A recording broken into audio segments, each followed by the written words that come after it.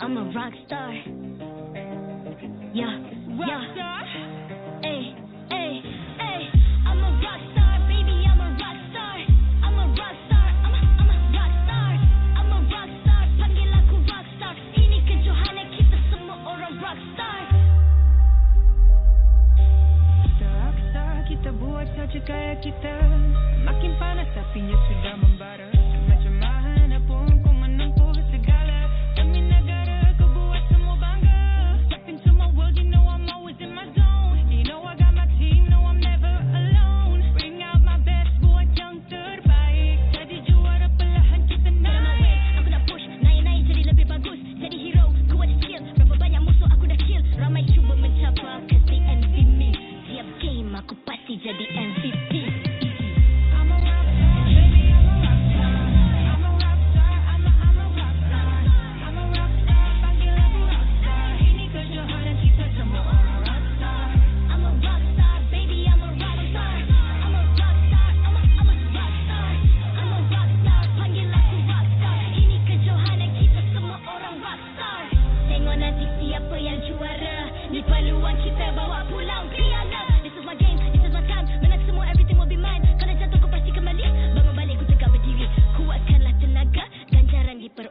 Ni kejohanan kita, Malaysia memang boleh. Rise up to the top, kita buat bersama. Semangat kita kuat di bawah satu bendera. I'ma go hard for the win. On the battlefield till the end. I'm trying to beat the greatest anyone has ever seen. And why I'm coming in for the win. I'm a rock star, baby, I'm a rock star. I'm a rock star, I'm a rock star. I'm a rock star, panggil aku rock star. Ini kejohanan kita semua orang rock star. I'm a rock star, baby, I'm a rock star. I'm a rock star. I'm a rock star, panggil aku rock star. Ini kejohanan kita semua orang rock star.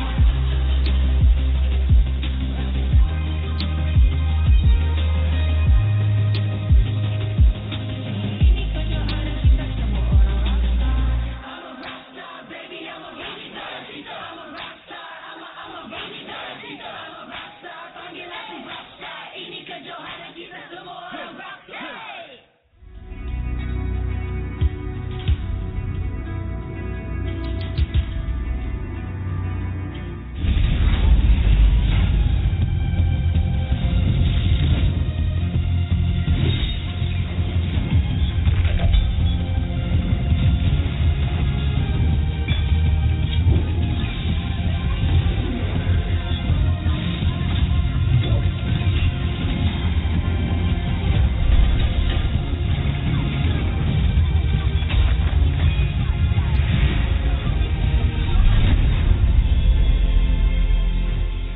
MPLMY Season 14 is powered by Moonton, KPRG, and MSNJ. Official 5G mobile internet hotlink. Best 5G for lightning fast MLBB gaming. Official gaming phone ROG Phone 8, king of performance for mobile gaming. Official lifestyle fashion partner of your game with JD Sports. And thank you to all our partners in esports and strategic partners. Selamat datang ke MPL Malaysia musim ke-14 bersiaran langsung dari Stadium MBSJ Serdang Jaya. Nama saya Rose, host anda sepanjang musim ini. And of course, ini adalah hari ketiga, minggu kedua. Tapi sebelum kita mulakan match kita actually ada satu special segment mana kita nak jemput actually player daripada dua-dua pasukan ke atas pentas. Tapi sebelum tu, untuk semua orang dekat rumah, kita mesti adalah join the fight code untuk korang scan the QR code down below ataupun gunakan code yang di atas skrin anda untuk mendapatkan in-game freebies ataupun in-game reward. Alright guys, now back to what I was saying tadi. Kita ada segment. So, if you guys macam recall ataupun ingat, okay, kedua-dua pasukan ni ada seorang player ataupun ada satu role yang ada player swap. Satu player daripada team tu pindah ke team tu, and that team move to that team. So apa kata kita jemput ke atas pentas Zav dan juga Loliel. Alright. Okay, so kita ada Zav daripada RSG. Wow. Dan juga kita ada ada Loliel daripada side Niners. Okay, kita tengah tunggu. Okay. Hello guys. Okay, semua sehat? Sehat. Okay, sini sebelah. Okay, can we have the mic? Okay, kita bagi mic. Okay. Good morning. Morning. Morning. Dah bangun? Dah. Sudah. Okay, dah ready untuk game? Ready lah. Okay, let's start with you dulu since you dah pegang mic. How is it like playing dekat RSG Malaysia sekarang ni? Mungkin vibe lah. Vibe dengan rasa sebelum ni dekat JP vibe lain. So dekat RSG ni vibe lain juga. So macam bagi aku biasa je lah. Biasa je. Tapi best tak? Best. Okay. Loliel, you were with RSG during their winning season. Lepas tu, so many seasons later, you pindah pula ke team JP Niners. So, how is it like in JP Niners sekarang? Dekat JP Niners ni sangat-sangat fun lah. Lagipun antara player dengan coach juga bonding sangat-sangat kuat. Jadi kami enjoy lah dekat JP Niners ni. Alright, so Zaf, apa yang nak cakap dekat Loliel? Sebelum game lah. Apa-apa yang terjadi untuk hari ini, harap kita dua tim boleh pecahkan loose streak. Satu tim je akan pecahkan loose streak? Satu tim je, satu tim. Okay, Loliel? Tapi loose streak saya baru satu. Jadi RSG tanpa saya tak boleh menang lah. Oh, okay, that is interesting. Ada nak balas ke dia cakap? Hari ni tanpa dia tak boleh menang. Aku jawab dekat game je lah nanti. Okay, jumpa di Land of Dawn. So, I nampak ni korang dua tengah pegang jersey. So, this is to officiate the swap. Dia pegang jersey JP, dia pegang jersey RSG. Okay? Swap jersey. Alright guys, dengan itu kita dah ready untuk mulakan match pembukaan hari ini. With that, let us show it over to the casters to start the first match of today. Hello to all of you MLBB Sigmas. Honestly, I have a few questions with that kind of opening. But anyways, welcome to MPL Malaysia Season 14. You're with me, Lafel. Alongside with me is the guy that has lost his dodo, apparently. It's Stafa. How are you feeling, Stafa? I always forget to bring him with me to MPL these days. He's just having too much of a good time sitting on my bed. But it's fine, you know.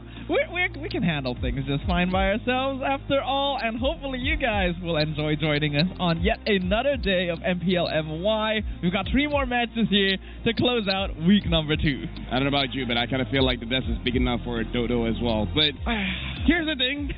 I feel it, right? He gives me, I want to stay in the bed kind of vibes. Yeah. Which I can respect.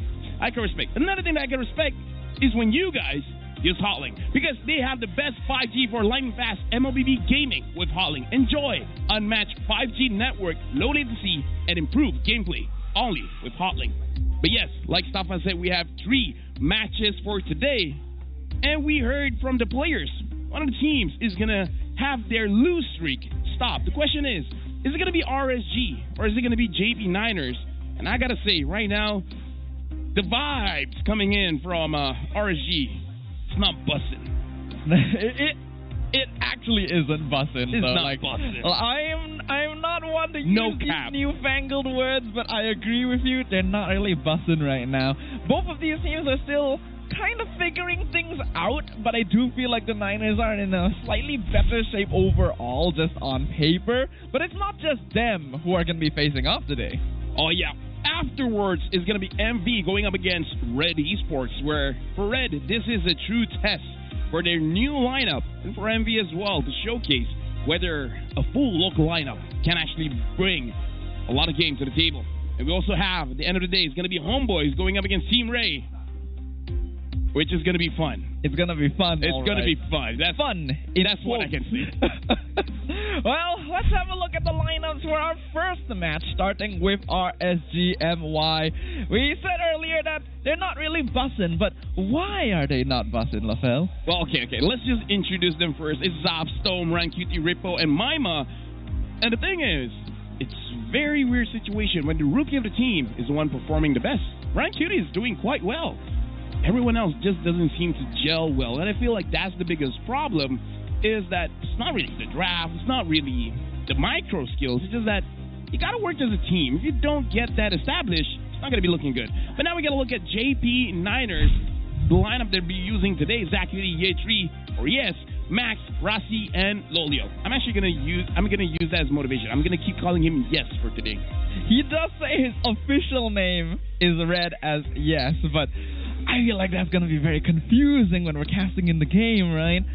We're gonna be going With like that kind of mindset, yeah. it will be. You know, you're right. It's a mindset issue, right? We gotta just, yes! We gotta scream it out at the top of our lungs. But JP Niners does have some of their own issues as well, namely in regards to a little bit of ego, right? I think we have some players who are very skilled personally, but oftentimes make mistakes by jumping just way too far ahead in situations where they don't need the start fights. Well, we've been yapping for quite a bit, but we got to invite both teams onto the stage because, again, no matter how good they perform, they got to be on stage first. And again, first thing for me, I want to see the late game because for both RSG as well as JP Niners, first thing for me as an analyst, that's something that's a little bit sus. What isn't sus is the stage. So again, let's welcome RSGMY and JP Niners onto the stage of MPL MY Season 14.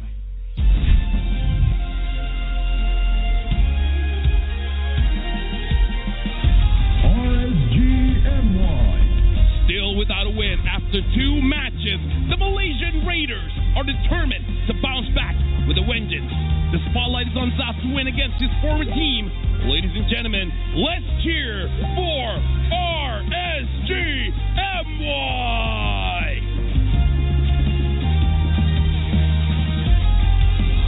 JP Niners, a team with plenty of roster changes, perhaps still need a little more time, but the Negeri Sembilan representatives are always capable of winning if they can snowball early. And it's time to rumble. Give it up for JP Niners!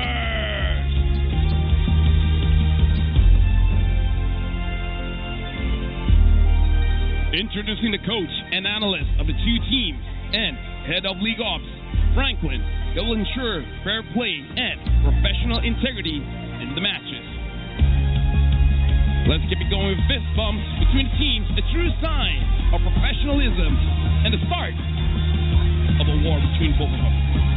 A war it shall be as we prepare to jump into a battlefield from which only one side shall emerge the victor. And both these teams desperately looking for those points right now, still sitting a little bit precariously in the middle of the table, even in week 2 of the competition.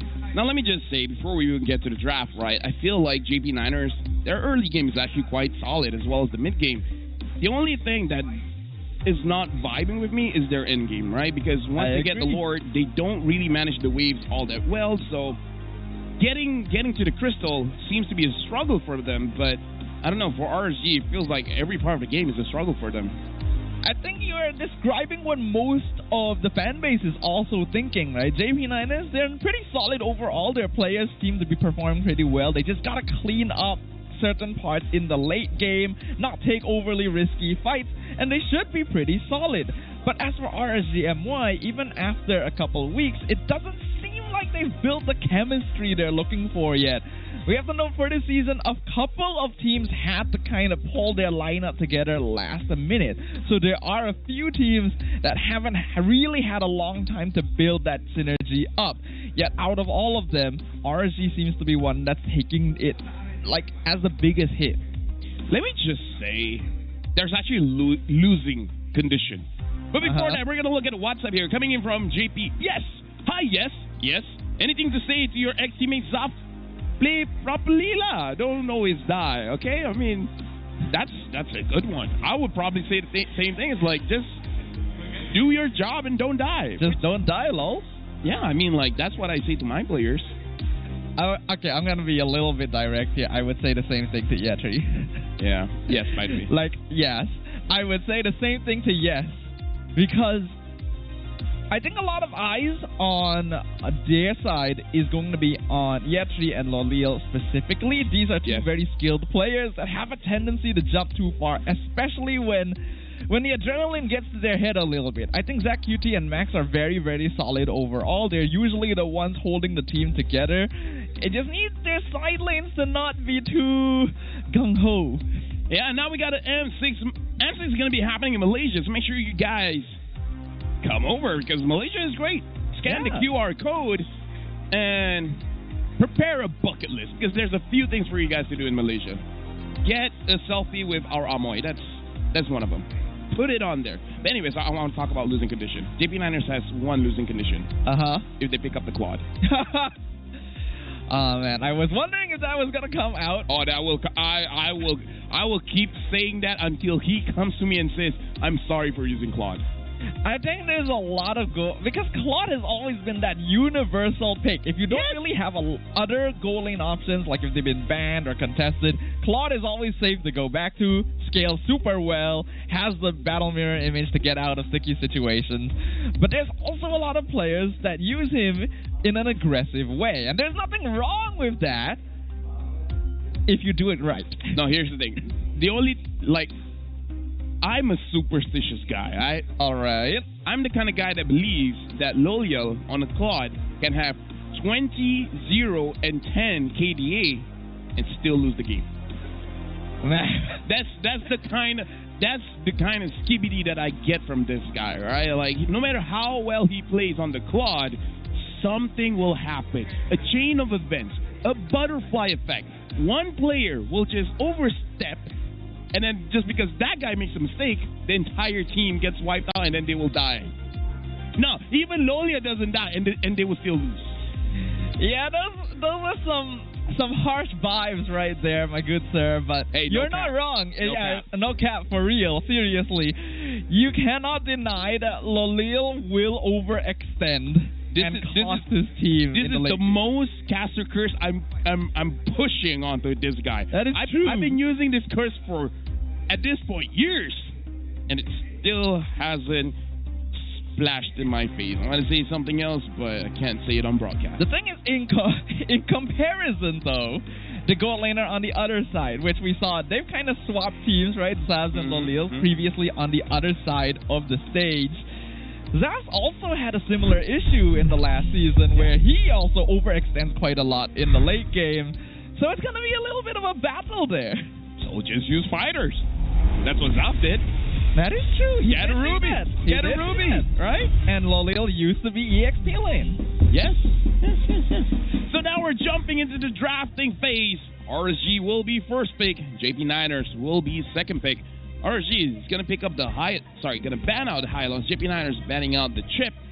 One interesting thing that can be considered here is that RSG, they have been able to get the Phobias before, but will always get countered either by a Mincitar or an X-Borg. And JP Niners, they ban out this Phobias. Now Jushin has been banned as well as Lynx has been banned. Prime time for RSG to pick up a Zask. Or Roger, take it away from JP Niners. Yeah, Zask and Roger have been pretty high priorities here.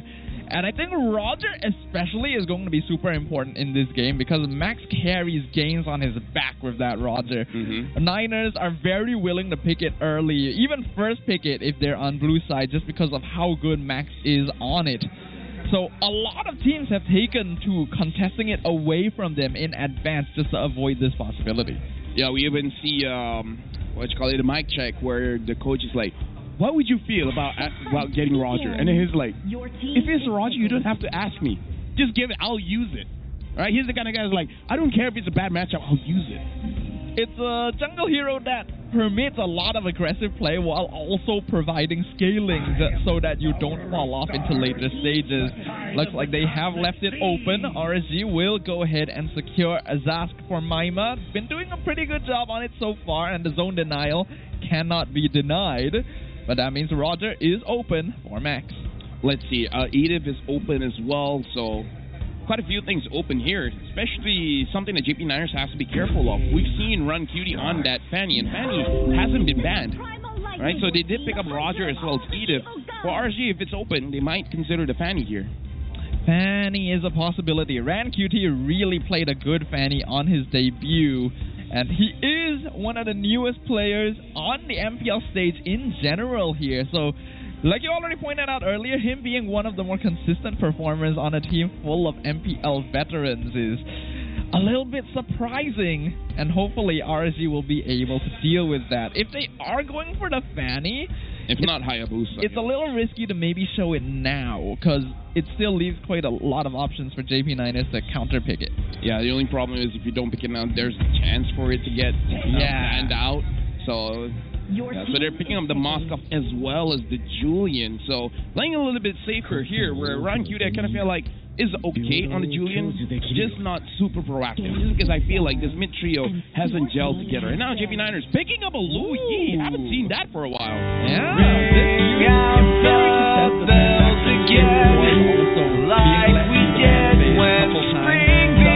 That teleport play, and very difficult to deal with if you are a team that likes to group together thanks to those yin-yang reactions.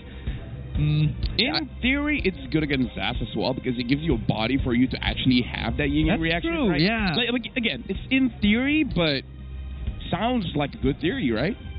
But the problem with Loi that's always existed is that she really lacks mobility compared to some other mages, while not providing quite as much utility outside of that ultimate. So if you get stuck inside that Dominator's Descent, you really just have to burn Flicker, or there's no way out. Hey. Actually, I have nothing to rebut to that. Yeah, that's true. I'm trying to fight back with some kind of mindset BS, but I'm like, yeah. If you get caught by this, you can always just fire back by saying it's a mindset issue, regardless. Yeah. You know? Like, I can say that, but sometimes my logic holds me back. You know, they're like, okay, don't sound too stupid. You know, like make some sense for me. Like I tell that to myself. So you're battling within yourself. Yes, it's kind of like a yin-yang reaction inside you. Some caster did say I have bipolar or something, so that's part of it. That was a topic of conversation. Maybe schizophrenia as well. Yeah. But here's the thing. With the right mindset, some people say that's bad. But my mindset says, I always have a friend. Yeah, actually. Like, what's wrong with that? You know, you always have a friend around. Kids have imaginary friends all the time anyway. So I don't see what the big issue is. But moving onwards, Jawhead actually getting let through the first ban phase is interesting. So Niners do end up banning it later on, as well as that Tigreal. So a little bit more focused towards Stone. And speaking of Stone, here was a real highlight back during RSG's big season, which I think was season 12. He was performing really, really well. And ever since then, he hasn't seemed to have reached the same peak. Honestly, even season 13, because they got third place. And since you were talking about Stone, one of his heroes that we haven't seen for quite a while, the Arlet, right? The Arlet Rome. And he's quite good on it. One of the first players to really start popularizing it here in MPL Malaysia, and definitely the most consistent user of it. But yeah, we haven't seen him play it for a very, very long time. I do understand Arlet Rome's fallen out of favor recently, but could still work depending on the situation. I mean, if your opponent doesn't see it coming, then maybe it's a good surprise pick, right? But either way, JP9ers, they're still hiding where this Edith is going to go, as well as the Roger. But the fourth pick will reveal one or the other. And it looks like they're going to pick up the Cho, which after yesterday of what... Who used Kids. No. We saw an EXP Cho as well. We've seen Cho in the jungle. Cho in the EXP. So who was it? Such a forgettable game. But either way, still technically flexible. But the most flexible is definitely the Roger. Having full vision of the entire draft with Fanny still open, but I'm sure Max can use Fanny. I mean, how hard can it be?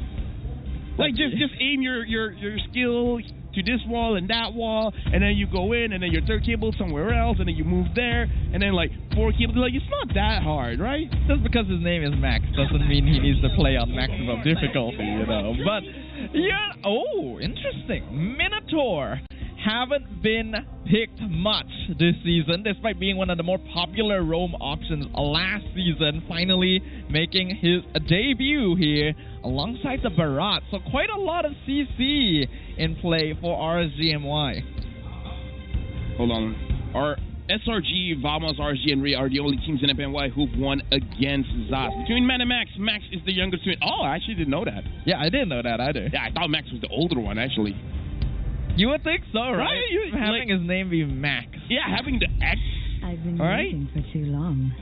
And picking up the carry here. So, the thing about Minotaur, we haven't seen him a lot in this patch because quite a lot of pickoffs. Like, a way to pick him off, especially when it comes to the mid, making it very hard for him to engage. But I guess in this kind of draft, it's not that difficult unless the Cho is very good at picking him off, then maybe the Minotaur will suffer some problem. Because the Minotaur's problem is the early game, especially if he goes for the first item flash of the Oasis. Not a lot of defense. Yeah, nowadays, since tanks are a lot like squishier than they used to be, Minotaur has taken that pretty hard, because even back then he wasn't the most durable roamer, and we've already seen Cho is picking off heroes like Hylo, so Stone better be finding good positionings here, or he is going to get turned into Slice B. We'll find out what happens, because we are jumping into the Land of Dawn for game number 1 of Week 2, Day 3. It's going to be RSGMY versus the JP Niners. And just to clarify, this is going to be a roam Cho. So again, one of the weaknesses of a Minotaur is getting picked off over and over again. So we got to see if JP Niners, their early mid rotation is going to be strong, because if they are, it's going to spell trouble for RSG. RSG, they need to work together to take down JP Niners. Yeah, RSG's team composition works very well in more team fight settings, while Niners have a little bit of pickoff potential to play around with Rasi on this Cho. And on a Cho as well, it does mean that you're usually going to be able to provide more vision more easily due to the utility the hero has. So we'll see if Niners can work off that info. Shout out to Chad, by the way, seeing you guys comment down below. Make sure you guys keep on commenting and tell us who you guys think is going to win this one. Is it going to be JP Niners or RSGMY? And Stone taking a bit of damage, but Rancuti still able to get the Little Wanderer. Looking at the rotations here for both teams, I really feel like it is on JP Niners to be the aggressors here, because in terms of the early game, I would say their early game is just a little bit stronger. For RSGMY, they have the Zas as well as the Julian, but setup is not that great. Rasi trying to disrupt, though gets caught in the chains, so Rancuti still able to farm up pretty well, actually outpacing Max slightly in terms of EXP. The new jungler on the side of RSGMY showing that he can play with the big leagues. Yeah, right now Ripo is so far doing quite okay going up against Yes, but again, this is the advantage of using a Barrage. You don't have a lot of losing matchups, but once the Edith has the ult, it's going to be a little bit more difficult just because the damage is going to be quite a lot. Now the fight around the turtle here, I kind of feel like RSGMY, they just need to be a little bit more careful not to get caught in the Yang reaction by Zach Cutie. But at the same time, Niners also have to be a bit wary. If possible, try to bait out either the Dominator's Descent or Minwen Fury in advance, because RSG is quite good at fighting around these breakpoints once the ultimates are up on their utility heroes. Both Stone and Rossi, they're very close to get their level 4s. Looks like RSGMY, they're going to be starting a turtle here. Rossi, very close. Misses. Yin Yang reaction comes out. Rossi in the back line gets the kick onto the cow. Max secures the turtle, and now Stone is going to get turned into Slice Beef. And a flicker forward from Year 3 with the Primal Wrath to finish up Rippo on top of it. But the invasion isn't over. Minos forced to use the Dominator's Descent just to escape. Is able to jump back into the mid-tier 1. Rank UT attempting to take the orange buff, but this is against 3 members of JP Niners. Enhanced Sword comes out. Retri actually secures it. Minwen Fury, Storm has respawned. JP Niners needs to get out right now as Spear of Destruction has landed on Max, slows him down just enough for Storm to land a killing blow. So we see multiple mistakes here, right? RSGMY, they were supposed to lose that trade. They lost a turtle. Someone died, and again, like we talked about how Storm using his Minotaur is prone to get picked off. JP Niners, you guys already wanted it. They got very greedy. They want to make sure that they're stomping in the jungle, and then gave over a kill over to RSGMY. Overall, not the worst case scenario. They're still ahead in gold, but they should have focused somewhere else, you know? Like, yeah, shutting down Rancuti is going to be great, but I kind of feel like that was a little bit too much. I agree. It would have been a much bigger lead if Niners didn't give over a kill on Max of all people, considering this is going to be the player they want to focus on a lot of the time. And I gotta give props to Rancuti being able to escape that, secure the orange buff in the midst of 3 enemy players. he's got that composure. Yeah, honestly, Rank QT is very, very impressive ever since week 1. It's just that, again, the decision-making coming in from RGNY needs to be a little bit more clear. Ripple now having the Thunderbelt is going to scale quite a bit, but this does mean that he has to always face check someone in order to get a lot of stacks, because if it's roaming around, it's not going to be getting that stack. Now looking at mid, looks like Maima has the Purify safe from Rasi. Well, was able to purify out of that way of the dragon, so they won't have to worry about that for a little while. Niners still slightly in the lead with that 1k gold advantage, and are going to be gearing up for the next turtle who just spawned. Honestly, right now, for both teams, JP Niners, they have an advantage here just because they have 2 heroes that can pick off. And now we're going for a pause, but it's okay. This is the Malaysian positivity. That is... I see what you've done there. Yeah. The positivity. Only in MPL MY. Only in MPL MY, indeed. Maybe other MPLs need to start importing our Amoys, you know? I wouldn't be surprised, you know. That sounds like a good business deal. Like, yeah, everyone follows the PH meta in-game, but I think a lot of people follow the MY meta in production. Oh, yeah. We're the trendsetters. Someone says rip pause, but come on. In Malaysia, it's I. It's not I. She's not here. Yeah. If by the way, I haven't seen her. Let me. I guess we will find out soon. It's okay. If she doesn't come out, we'll just boo whoever comes out. Wow. No, don't do that. I don't think that's called positivity. I think that's called bullying. We don't stand for that around here, Lavelle. Some people don't stand, but yeah, like I don't know. Yeah, I guess yeah. Intrusive thoughts, don't boo, guys. In the comments, if it's not the Amoy, don't boo. Negativity has no place here, you know. We want positivity. That's all we're hoping for. I mean, sometimes negativity is cool. It's all about balance. Hey, Fira's there. Oh, look at that. Spotlight by JD, looking real cool. I gotta get me some of that, honestly. You mean the merch? The merch. The merch. Yes, of course. Fira's our friend, by the way. She used to be an MPL host. Yes, I still remember back in those days. That was a very interesting time. Now we have Rose. Worked with her before. Only worked a little bit with Rose. I worked with Mara before. Yep. Okay. Hold on. Maybe she is around. Okay. We're all good. We're fine.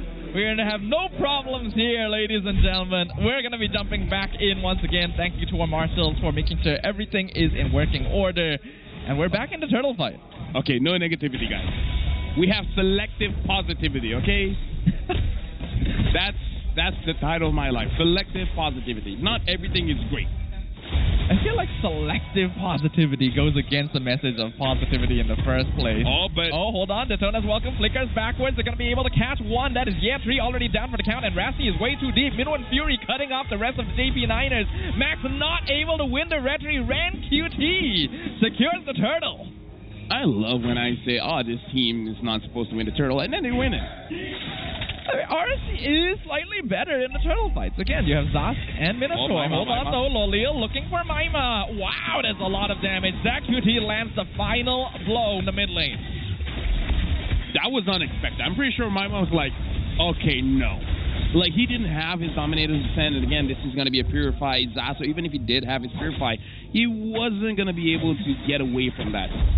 The last thing you would anticipate is the enemy gold laner roaming to their mid lane and being the cause of you getting ganked and taken out. So Lolil already getting a nice little boost in gold there, and being 400 gold ahead of the Zaz. The strangest thing is that out of everyone here, Stone actually has the highest goal difference against his counterpart. He has over 600 here. But again, having the Flash of the Oasis just had... hold on.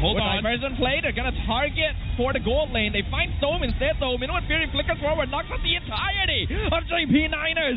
Rank QT will trade Max for Zaz and Stone. I don't know if that's worth it or not, especially looking at Max now 2-2-2. Looks like they might have to pivot here, right? Instead of playing for Max, they got to play for Loliel. Potentially so. Nice yin-yang reaction, though. Maima and Rippo not realizing ZachQT is still in a lane, so they have to back off and end their plans of potentially ganking Lolil. right now for both junglers, Rancuti was pressured a little bit, but looks like Rancuti is having a better time. And even though I was talking about how Storm can get picked off, but Rossi hasn't been able to pick him off that much. He only got him once. And Max is having a little bit of trouble, even though he's using the Lycan Pounce to iframe in the Minuan Fury. Still, somehow, it's just not enough. Is the engagement, because both teams have two options for engagement, right? RSG have Rippo and Stome, and then the Niners have Yatri and Arasi. And so far, Rippo has been catching Yatri first almost every fight. But here, Knight Daytona's welcome. CC immune to the way of the dragon, but that means that they won't be able to catch out Yatri this time. Turtle gonna be reset once again as Rossi wants to target Maima. Still has his ultimate available, but has to flicker out to safety to make sure he's not caught out. And we see the Turtle dropping to 40%. Dominator's descent too far back. Flicker, Earth Shatter, gonna be able to find Rancuti. Lolil secures the Turtle as the Minuan Fury is used defensively. Nice yin-yang reaction, but it's not gonna be enough. And now Rippo has to flicker out, but the Lycan Pounce follows him into the backline. Max gets a free double kill as collateral, but also loses his life to the tower. Niners not able to tank it for him. JP Niners, they gotta be a little bit careful around Rancuti here, because if they're not careful, if he actually had the cooldowns, he could have gotten a lot of more kills there. And Max, being the usual aggressive Lycan guy, he goes for those kills where he's okay to trade, right? I can die, but at least I get net positive. If I get 2, if I get 3, overall it's going to be good for me. In the meantime, Zao was able to go to the side lane and get a little bit more gold for RGMY so they don't fall too far behind. So far, GP Niners and RGMY looks like they're playing on equal footing. Yeah, it's still fairly even overall. Niners has a slight advantage, but they're also giving up quite a lot in these trades, so it's not creating the snowball that they need to really push things into the mid to late game. Right now, we can see Zach QT topping the damage dealt ranking. Pretty typical for a Lo Yi, and that yin-yang reaction hurts a lot. So the Daytona's welcome. Gonna find Rossi here. He is way too deep. Gonna Jeet Kundo back towards RSG base to see if he can find a different path out. But at this point, I think he's basically done for. I mean, again, just delaying the inevitable. And looks like Loli was able to get away from that. So still goes for him. So with the flicker, Minuan Fury finds Tree, but the rest of RSG, not enough resources and not close enough to follow up on it. So Lolil will get out safely. If only the javelin hit, right? If only the spear hit onto Lolil, that'll be the GG, because he already used his spear fight. He doesn't have a flicker, so he can't get out of that sticky situation. So a little bit unlucky for RGMY. The early execution was there, but the follow-up wasn't. Yeah, the thing is, RSG does this quite often, right? We do see players kind of initiating when the rest aren't too prepared for it. And it's not even an RSG exclusive thing. Niners have been doing it here and there throughout this game, so both teams still looking a little shaky, but now they're going to try and contest Lord. Now, I just want to see how they're going to approach this fight, because for both teams, it looks like they're just waiting for one big catch and then dive in, which can be good, can be bad, because sometimes, in my personal opinion, their dive is a little bit messy, even though the catch wasn't that clean. So the discipline for both teams has to be tested here. They are being tested, all right. And I feel like we are being tested in some sense as well, because so far this game has been a little bit shaky. It's not quite to the quality we hope for. Daytona's welcome misses on Rossi. He doesn't even need to dash it. He actually dashed afterwards. Rippo just outright missed there. But the Minuan Fury comes out once again. Yatri with the flicker primal wrap to get out into safety. Max gonna be zoned out of the Lord Pit, has to jump back in. Zav's getting a tower up in top lane. Rank QT still secures the Lord regardless, but RSG are on the back foot. Max gonna have a taste of beef right there as he picks up Stome as a 2-for-1 trade, and they do get the turtle and an inhibitor. Zavs, whoa, okay. Let me say, that was actually a Lord. But yeah, RGMY got the Lord, got 2 turrets off of that. Even if he dies here, I would say that's still worth, but... Oh, why he goes in? Trying to see if he can trade himself, but yes, he gets it! Oh my god, he almost killed Zach QT! Oh, but Rancuti still there. Rancuti wants blood. He gets it. He gets Zach QT. And now Lolio has to push him away. That was questionable, but you know what? He traded, so good for him. Zach should 100% have been punished more there. He got a kill. He almost killed another. Set it up for Rancuti. That should not have happened. 100%, but I gotta tell you, Stafa, looking at this game, a lot of things that happened should not have happened. You know what? You're completely right in that regard. So let's just prepare to expect the unexpected. Oh yeah, and now RGMY, this is good situation for them to get a lot in mid. A little bit surprised how it was a little bit delayed, and they're just going for one. Rasi actually comes through the diversion. The Tunas welcome misses again. Wave the dragon into the dinosaur. Nice Midwind Fury to cut off the backline so Niners cannot continue the assault. And now Rasi is left alone against Rank QT. Max going to be able to pick off Maima, who unfortunately was a bit too far ahead. And Storm now going to follow right after. Yatri continuing the assault with the onwards. Going to trade his life to maybe set for something else up, but Niners decides not to go for it. My worry is that for both teams, they're having separate team fights here, right? Like, Rossi goes to the back line trying to catch someone, and the moment he doesn't get someone, he's going to get chased after by RGMY. The problem is, RGMY will get split into two. One Rank QT and one with Zao. And most of the time, they're hovering around Zao, which I feel like is the better choice. Rank QT can take care of himself, but that does mean that if they are able to catch on anyone, there's just not going to be enough damage. This is what the old people usually say. Try to chase after two rabbits, and you might get a hippo, but a hippo can eat you back. Because a hippo has a very large mouth, and the anatomy of a hippo enables them to able to eat human of most sizes. You are not wrong, but considering the anatomy of a hippo, how did you catch a hippo when going for rabbits? Because what kind of tools did you pack? No, because the hippo wasn't running anyways. But now Hippo gets Rasi gonna get eaten, spit against the wall. He's alive? What? The Hippo ends up dying instead. Midwind Fury not doing enough, and now Max is jumping forward. Yatri also surviving by the skin of his teeth. How is this happening? Okay. Yeah, how? We were just talking about don't chase after two rabbits. They just had one rabbit, and that rabbit got away. Is that Bugs Bunny? They actually got the hippo. They got the hippo. Legitimately, they got the hippo. See, I've been talking to the right old people. The old folks that I talk to play MLBB. They got the hippo, but it was Rippo, and now we see the kick is going to be on Rank QT. Finally shut down by Lolil. A mega kill for the carry, and a free lord for the Niners. I don't even know what to say at this point. For RGMY, I would say they had a pretty okay situation when they got the Lord, when they got a return kill up top. Kind of feel like they should have played the macro game a little bit better, but yeah, I just feel like RGMY are making tough decisions, but at the same time, you got to feel for them. I kind of feel like they were unlucky. They should have gotten the kill onto Rossi, but then again, even if you killed Rossi, would it really change the situation, right? They were very close to getting the kill on both Rasi and Yatri and weren't able to finish either of them off. But you're right, even if they did get both kills, I don't think it would have changed very much. We are seeing now the true weakness of RSG. It doesn't really seem like the chemistry is there. And even though Niners are usually a little weaker in the late game, as long as they don't make any big mistakes now, they'll be fine. Maima going to be forced to use Purify very early on too. And right now, with 2.5k goal lead by JP Niners, the Lord is pushing up top as well. JP Niners, they just don't have a minion wave down bot, but overall, this seems like an okay push coming in from JP Niners. They're able to get mid as well as let Lord push top.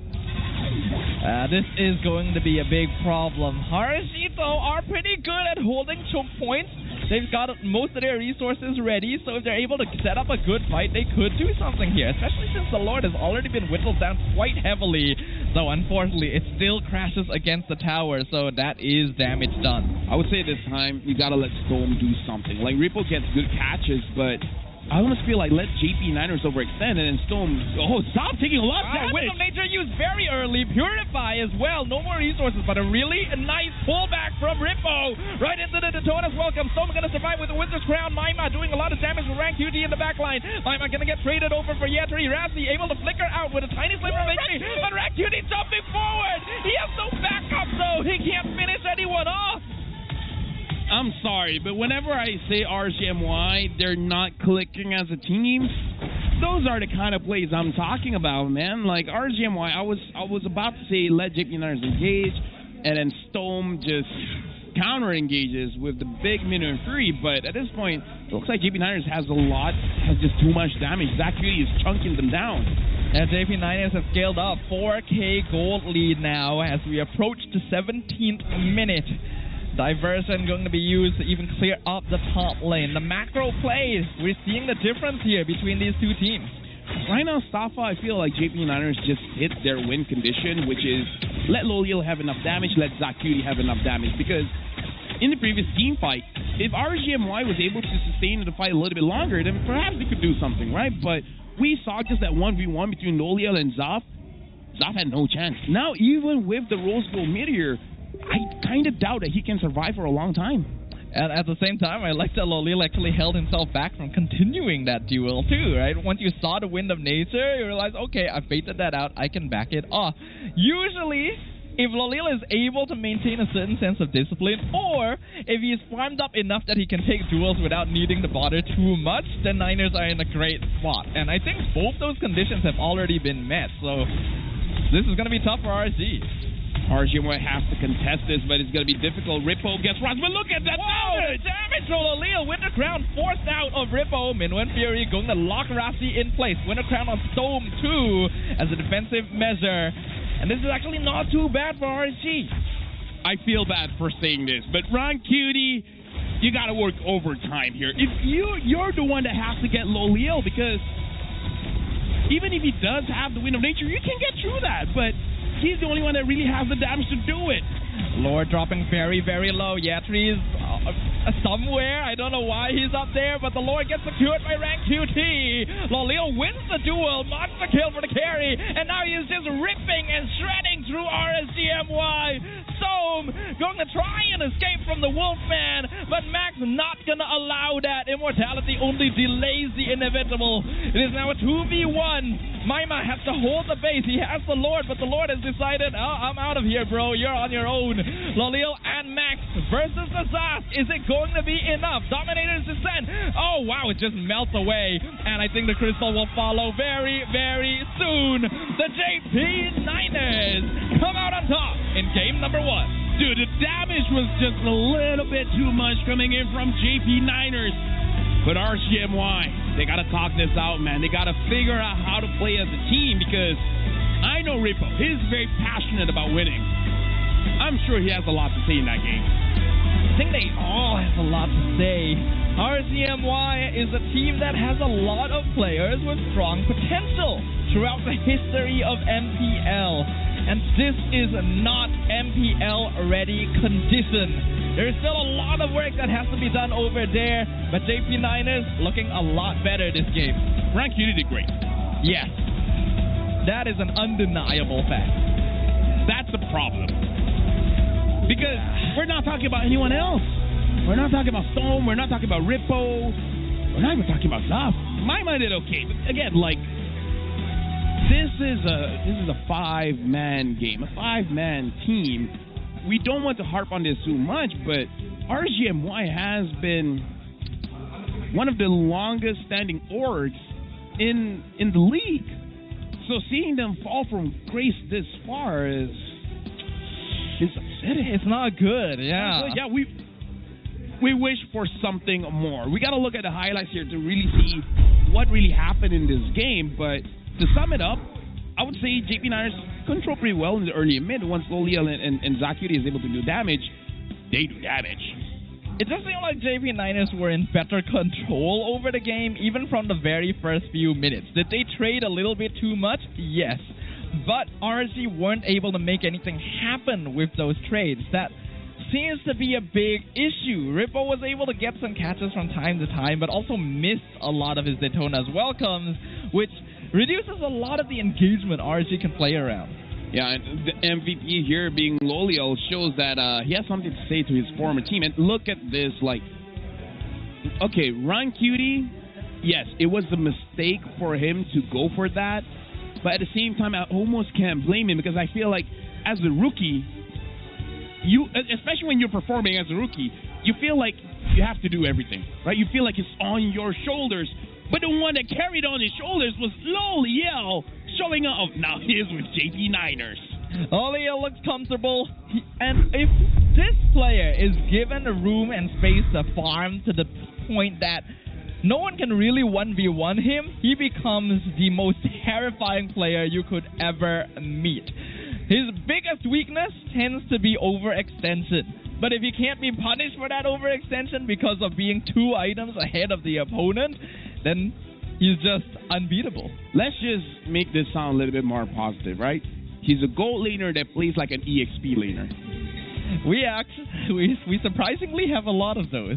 Oh yeah, but again, if you play like an EXP laner on the marksman and you died 0 times and probably dealt the most amount of damage, then, you know, go for it. And looking at the draft here, I would say there are possibilities for both Maima and Rancuti to take him down.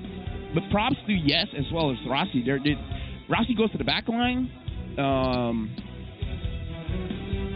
Splitting up RSGMY. That's the best way I can describe it. Like Rossi splits up RSGMY, and Yetri or Yes, he just stands at the front line and provides that extra crowd control or peel that Lolio really needs, as well as Zacuti. Like we can't just ignore Zacuti. He did a lot in this game as well. The mid laners are forming very important backbones in this current meta, where even if they're not the flashiest player, they will oftentimes do the most damage overall, just by pelting the opponent with spells from the back line. And you're right, Rossi did a lot of work by splitting up these fights. When you look at RSG's lineup, it's very much meant to be played front to back. And the best way to deal with a lineup like that is to separate their lines, which seemed kind of easy because RSG already appeared disconnected from the beginning.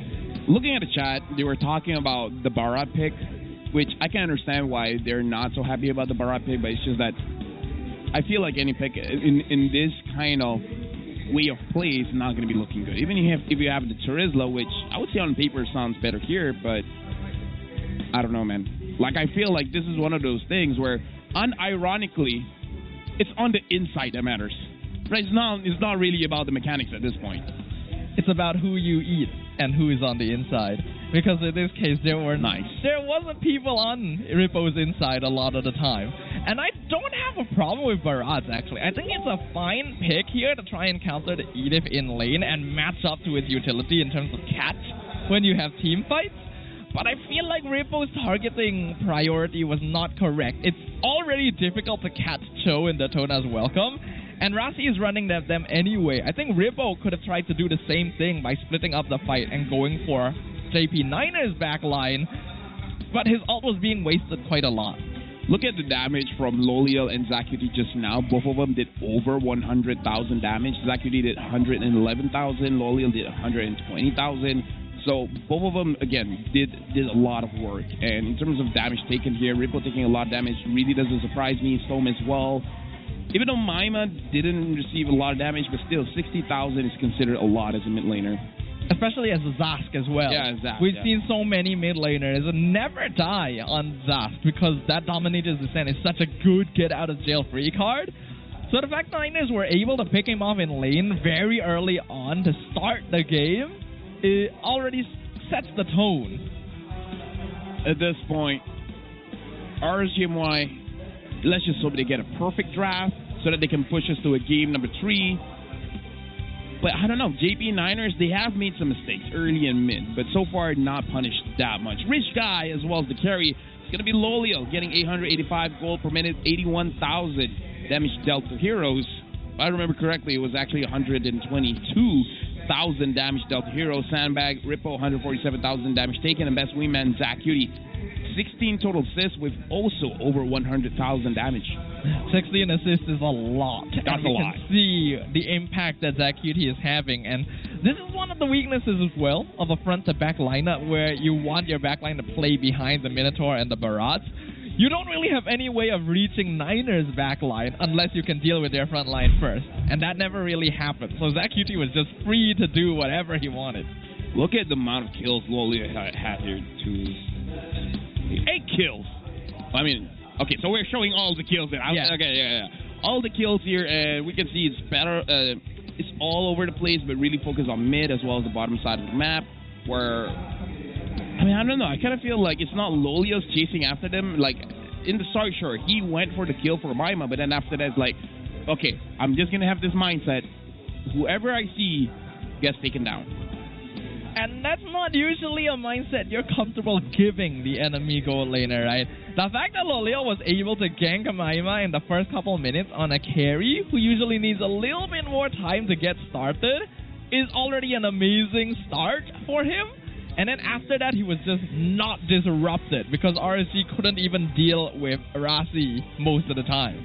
Now, this is a topic for a conversation. Looking at Zacuity, he prioritizes the Enchanted Talisman, which makes sense. On a league, you want to spam your skills, but going up against a Minotaur, perhaps it might be a little bit better to prioritize the Glowing Wand. So this is more for Chad. What do you guys think? Is it fine to go for Enchanted Talisman first, or should have they just gone for the Glowing Wand first item just so that Stone is more of a non-factor in the fights? Because there are fights that RSG won, and most probably just because they were able to sustain of the heal because of the heal.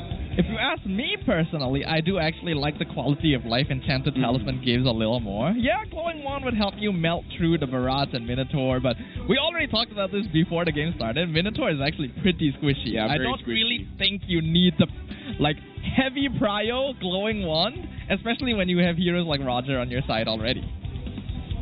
Nah, it's not even really for damage, just for the heal. But yeah, Stone was really a non-factor in that game, which, again, RSG previous MPL top 3, just reminding you guys that. So, I don't know. Well, we got a JD spotlight here. Looking at the teams right now, RSG are going to be trying to rouse the spirits and morale of their players, but the faces do look kind of grim on this side, I have to say.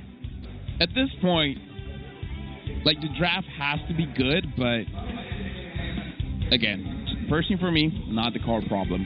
Not the core problem. On the other hand, JP Niners looking pretty solid. We already mentioned their early mid-game. Actually pretty good, all things considered. They just needed to clean up their late game a little bit more. And right now, RSGMY just doesn't really seem like a complete team.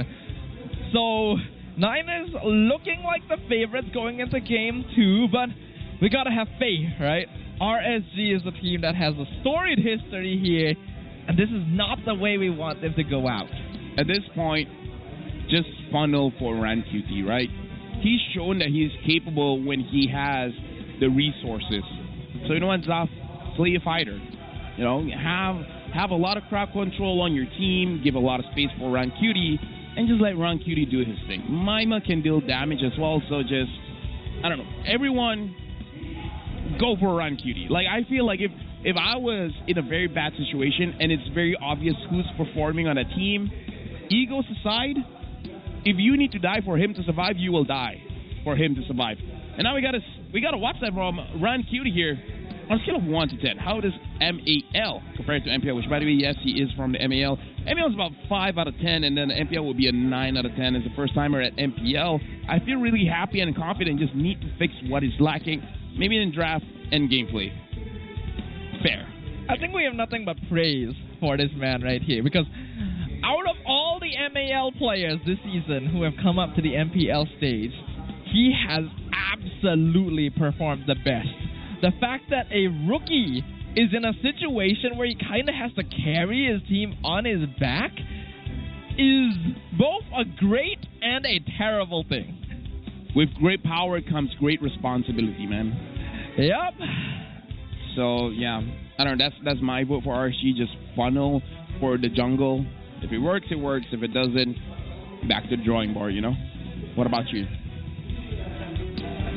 From an objective standpoint, yeah, RanQT has been performing the best out of everyone. You really should try to focus him a little bit more, but in the coach's position, in the team's position, would you feel comfortable shifting your strategy to hard focus on the newest, most rookie player of your team? I'm the guy that takes risks, man. If I see my goal laner playing like that, I'm like, yeah, you know what?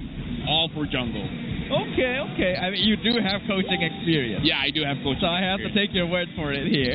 If you're playing like Loliel, I can accept that, right? Because you just overextend, but you're willing to dish out the damage. Zaf is not able to dish out damage and is not playing safely, right? So he's the bad of both terms. So fair with me, just like, you know what, Zaf, play fighter.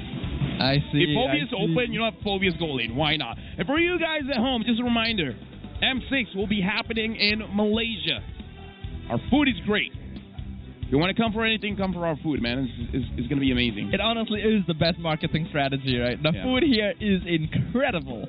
As anyone who has lived here long enough will tell you, it is great. And it's been a long time since we've had the M Series hosted here on a Malaysian soil. So It's been 6 years. Yeah, I'm super excited to see like the festivities, to see how well our teams will perform now that we have 2 slots guaranteed again. We have a lot of holidays as well. Yes, we do. We have a lot of races, comes a lot of different reasons not to go to work. I have never heard it put that way before. I mean, you know, that's our job as casters. We got to give a different perspective. You are We right. got Chinese New Year, we got Thai Pusab, we got Hari Raya, Raya Haji, we got Puasa. We got all of them here. But that's more of a marketing strategy for people to migrate here. Not really for people to come for M6, because it's not like that's going to overlap over multiple holidays. Who's to say after M6 they just be like, you know what, let's stay here. Right? Wow. Yeah. I feel like there's more proper procedures to consider. With the right mindset, just come in. No, that's not how it works? Probably not. All right. The right mindset gets you in. The right mindset will also put you in the slammer. Right. And that's where you don't want to go. Yes, probably not. All right, then now let's jump into drafting phase. RSG, betting on Hylos, betting on Jushin, betting on the Ling. JB Niners betting out Chip, as well as Ruby and Phobia. So, maybe not a lot of choices for Zoff here. And again, Zoff was from JB Niners, so JB Niners is like, it's Ruby or nothing. They may have that insider intel, right? So, we were literally talking about this. Maybe Zavs take a bit of a back seat, set up for fights with Ruby. JB Niners just says no. I'm uncomfortable with teams tanking the Zas win rate. Zas really does has not it going deserve down. this. It's 67%. He went now. from 87 to 67. A whole 20% has dropped. It's very Guys, much stop. like those people who have a really high win rate on their favorite hero, so they don't play their favorite hero in ranked just to keep that win rate. JB Niners having the same opener, same as RSG, Roger and Edith.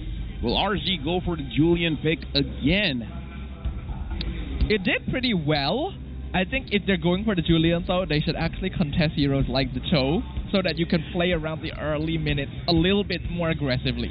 This is risky, right? Having a hard hero for RSG, maybe banking on JP Niners not able to use the Lunox or not able to use it well, because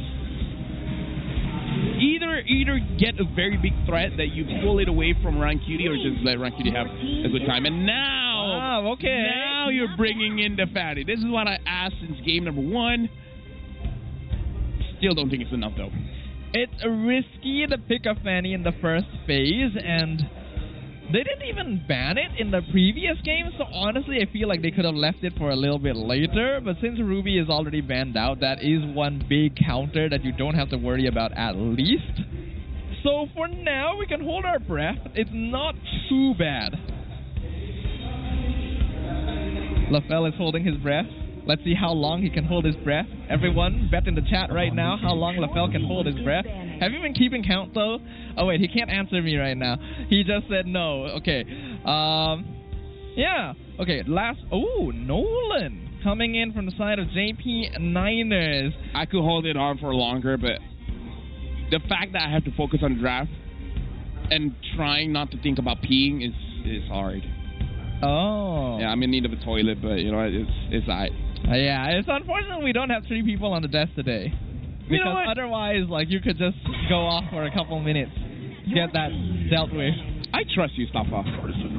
You're not gonna leave me solo, are you? I trust you. You'll be fine. Well, he is actually taking off his headphones. I think LaFell is actually going to relieve himself right now. Yep. He's just walked off the caster desk, guys. All right, it's just you and me now. Now I really wish I brought my Dodo with me, because I am actually solo on the table currently. He didn't even like properly ask my permission, guys. LaFell just straight up said, "I believe in you, Stafa." You can handle the desk on your own, Staffa. The producers just told me they believe in me as well. But did anyone ever ask if I believe in myself? No.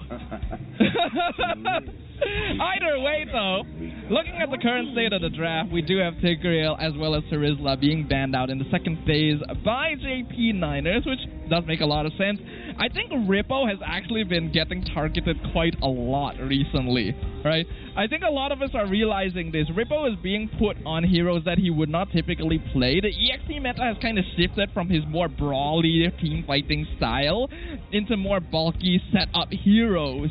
And because heroes like Terizla are being banned out, because Hylos and Phoveus are oftentimes contested, we're not really getting to see the same old Rippo that we usually do. And that feels kind of bad. I do kind of wonder if the players on the side of RSG are being somewhat tilted, right? Like, can we see that? I feel like we can kind of see that. And I really don't want to have to say it a lot of the time, because we want all of the teams here in MPL to be able to fire on all cylinders, to be able to operate at 100%. But we're really not seeing that right now from the side of RSG MY.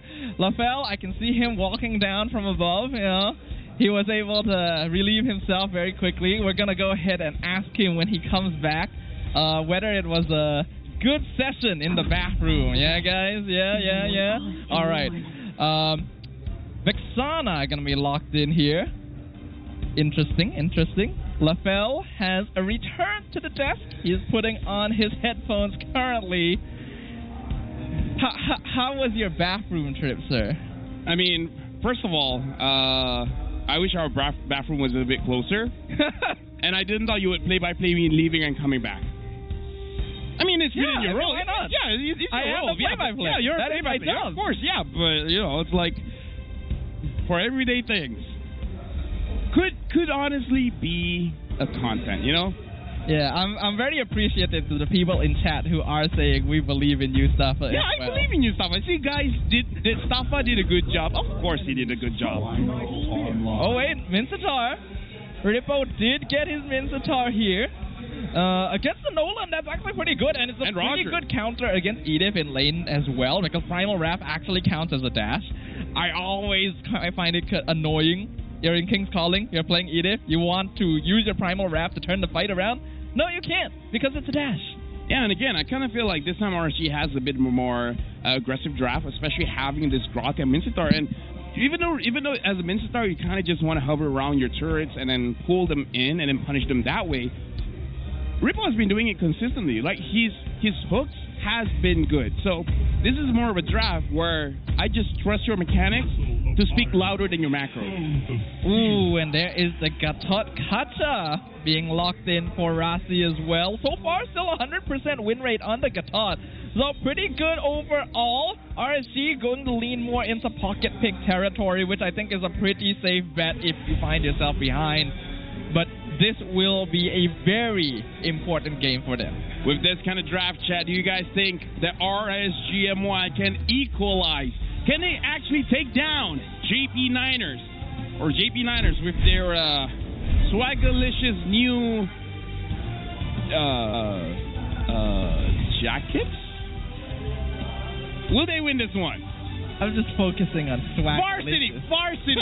With their swagalicious Varsity, can they take this to a 2-0? I mean, it's still a Varsity jacket, though. Like, you're not wrong. Well, we'll jump into the land of Dawn for now and see whether the gameplay will be as swagalicious as their jackets are going to be, because in Game 1, it really was not bussin'. Wait, where's the Gata going? Row. Okay, Gata Row. Anyways, yeah. See, Staffa, even though I was correct, I want to be accurate. Right? Oh. That's the quality I bring to the table, right? It's not enough to be correct, folks. You got to be accurate. You do have to focus on the details, right? You're the color caster. That is your job. You know, the same way that play-by-play is my job. So, you know what? I get it. You know what? Considering that as a color caster, I am legally colorblind, doesn't take a lot to do this job, huh?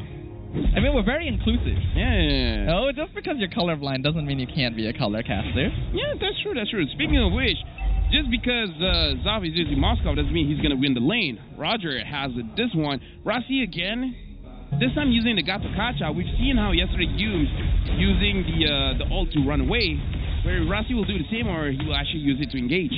I think Lolil did actually manage to get the gold crab there, even though he was pincered by Stove and Zav, so that is pretty good. A little bit worried about Lolil under Roger, because this is a hero that really enables you to run into your opponent. So we'll see what happens in the late game, but for now, it does win lane against Moskov, so he's doing pretty good. Yeah, both having a quantum charge, making it so that they can actually stay in the lane for quite a while. Worst comes to worst, Rossi can drop a Revitalize if they don't want to contest anything. But again, having the Nolan makes your farming is a little bit faster going up against Fanny. Fanny doesn't want to contest the turtle much, so JP Niners should go a little bit more aggressive on the EXP, as well as trying to get the turtle advantage. Yeah, turtle advantage is going to be very important when you are up against a Fanny here. This is a hero that wants to try and snowball, because we all know what happens if Fanny falls a little bit too far behind. Her effectiveness dwindles pretty heavily. Right now I'm looking at Rossi as well as Storm. Looks like Storm has a little bit of advantage when it comes to the EXP, so he will be getting his level 4 first. But catching an Olin can be a little bit tricky. You really got to be fast with your fingers for that one. Rossi is not able to accidentally steal away the purple buff. Max is just waiting on Ryan Cutie or anyone to go through. Ripple gets caught. Ooh, Rossi gets a nice taunt. Ripple going to be first blood to the Nolan. Here comes Ryan QT doing a good amount of damage, but he's the only one doing so. The rest of RSG has already backed it off. So the turtle just goes to Max for free, and now I don't know why Storm is still here. He's just feeding himself at this point. I mean, he doesn't have a way to protect himself. He already used his ult. He already used his flicker. But again, come to my point, RSGMY doesn't really have a good draft to fight for the turtle. You just want to fight, right? You want to pick someone off. So I feel like the right objective needs the right kind of mindset. You're around turtle, but your real objective is to kill one guy. If Ran Cutie uses the retribution, gets a turtle, that's bonus.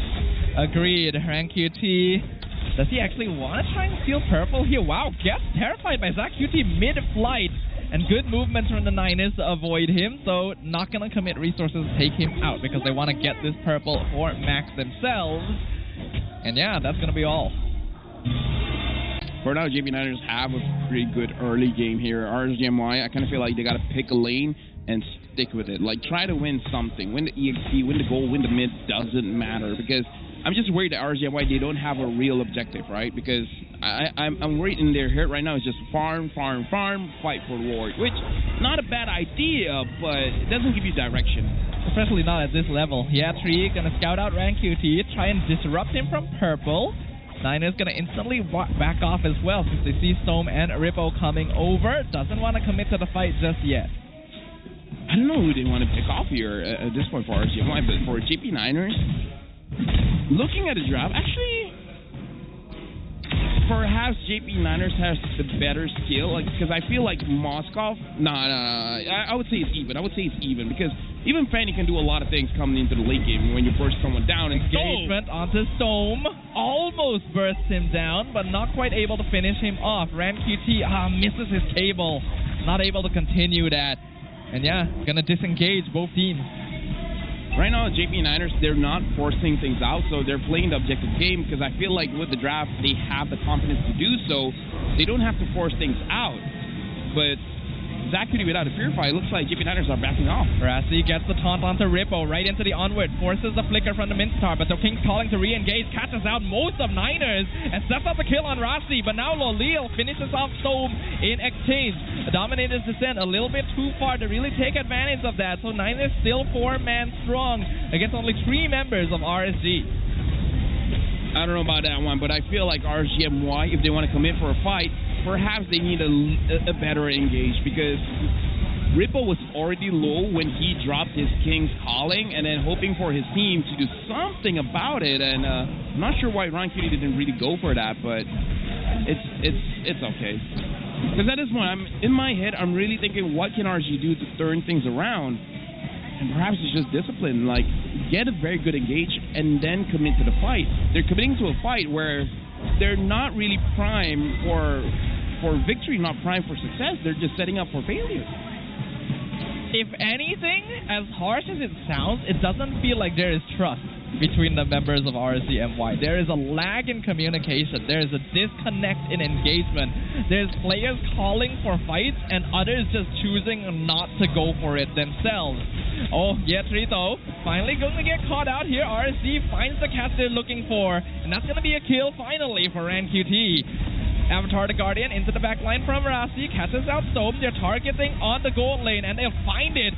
The wall charge too late to save Zavs, and Stome will fall right afterwards. Lolil still under the tower. RanQT not having enough damage. He's already a little bit behind.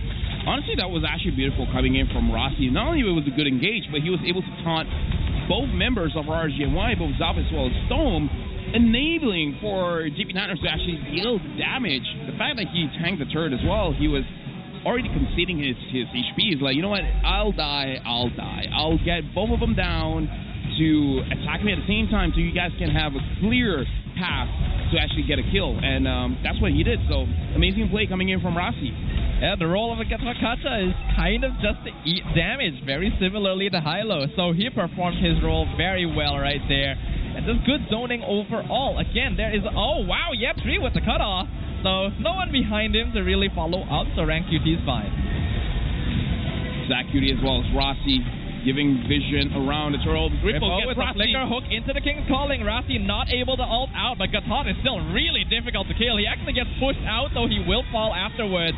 In exchange for Rippo, a very good trade since Max also gets the killing spree on Stobe. RanQT, he wants his purple. He needs his purple, but he doesn't get his purple. And he just barely escapes as well with Max taunting him right in his own jungle. At this point, what do I say, Staffar? Like, they got as good of a catch as they can. And even that didn't turn out great, right? Because in my head, it's like, if they get a good engage, it should be clean. They got a good engage. It wasn't that clean. Like, they don't really... Oh, Max almost gets executed here. RanQT trying his hardest, but not having a good enough early game on Fanny really puts you behind very quickly. And the Niners are making sure to just stifle their momentum continuously. It just doesn't seem like the rest of RSG are playing as a team. JB Niners, however, was 5,000 ahead. Lolio now having the endless battle, making it so that the burst damage is going to be very high coming in from Lolio. Max, as well as RanQT, both finishing their Malefic Roars at the same time. A lot of burst damage here for both junglers, but again, JP Niners are completely ahead here. JP Niners as well, Rossi and Ye3 are tanking up. It's going to be difficult for RSGMY to get a pickoff at this point. There's a lot of pressure on Stome here because Minotaur is not the best at starting fights. King's Calling is good if you drop it on a lot of people, but it still doesn't really lock people down. JP9ers wants it. Wow, Lolil, that's a bit too far, sir. That's a bit too far. He able to... What? Oh, my goodness. He almost survived with the Lycan Pounce iframes, but he gets caught out. And a beautiful two-man hook into the King's Calling. That is what RSG have been waiting for. 3 members of Niners down. Zavs jumping the back line, trading. That's going to be a double kill for Maima. And they're able to find Lolil on top of all of it. If you're an RSG fan, that's actually worth waiting for. We waited for a good engage, good execution, and they got it. And now JP Niners, they had almost 5,000 goal lead, completely neutralized at this point. The JP Niners, their draft, can actually get a pretty good late game here, having both the Roger as well as the Nolan.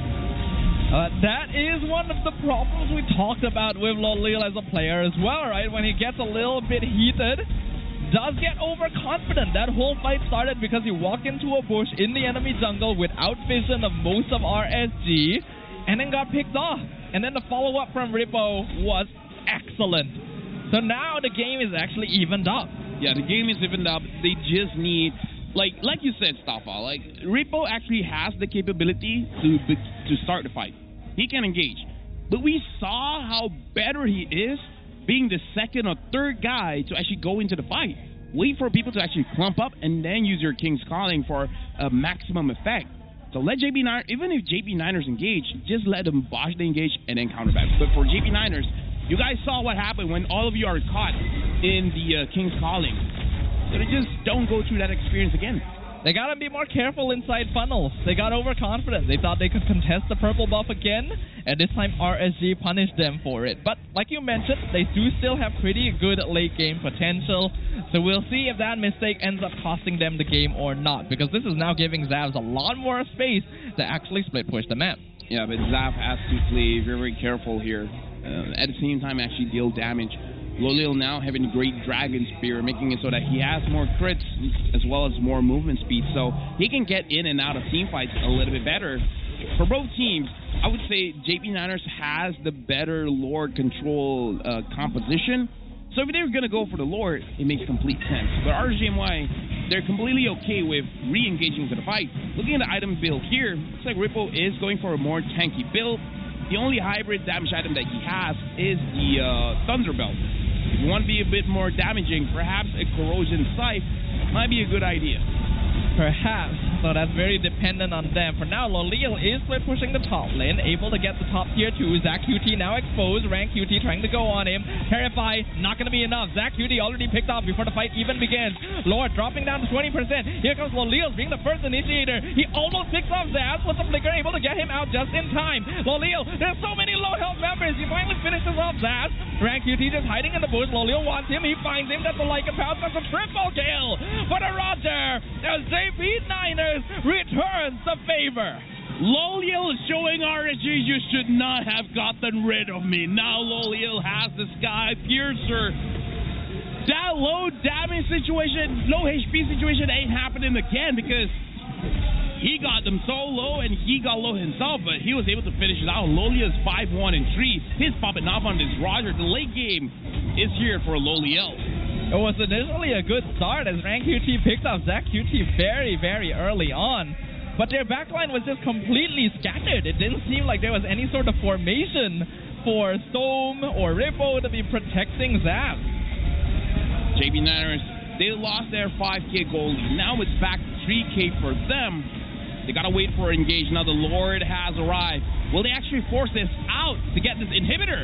Zach QT gets pulled in by Rippo. What a beautiful avatar, the Guardian into 3 members behind the tower. Zap's already gone. Rippo already gone. Mega kill for Lolil. Maima trying to hold the Lord back, but the Lord cannot be stopped, and neither can the Niners. They will claim victory and take down RSGMY. JP Niners making it clean. Lolil as well, showing up against his former teammate. RGMY has to take this defeat and go back to the drawing board, figuring out what to do for the next one. It is a very telling situation. Niners have some clear weaknesses that other teams can take advantage of, but their gameplay is still much more solid than what RSG is looking like right now. This is already the end of week 2. They've got so much work to do, but for now, let's throw it over to Rose on the stage. Dua papalas kosong tiga mata penonton JP Niners, and currently holding number 3 in this week of regular season. First of all, congratulations and hi again, Lolil. Hi. Okay, Lolil, sini sikit. Lolil, tadi you lawan your ex-team, your former team. So what do you have to say to RSG? Jadi terbuktilah RSG memang perlukan saya dalam lineup untuk menang. Okay, and I'm pretty sure kita boleh nampak daripada playstyle. Okay, how is it like in Niners now? You rasa lagi sesuai ke, ataupun is everything easier for you to yang your performance is actually much better untuk first 2 weeks of this regular season? Dalam Niners ni mungkin gameplay jadi senang sebab bonding antara player pun senang carilah sebab mereka pun sociable. I see, so very sociable. Alright, so guys, dengar cerita MVP kita dah ready. Untuk korang, siapa yang MVP? Alright, mari kita tengok MVP perlawanan ini in 3, 2, 1. MVP perlawanan ini jatuh kepada Lolil.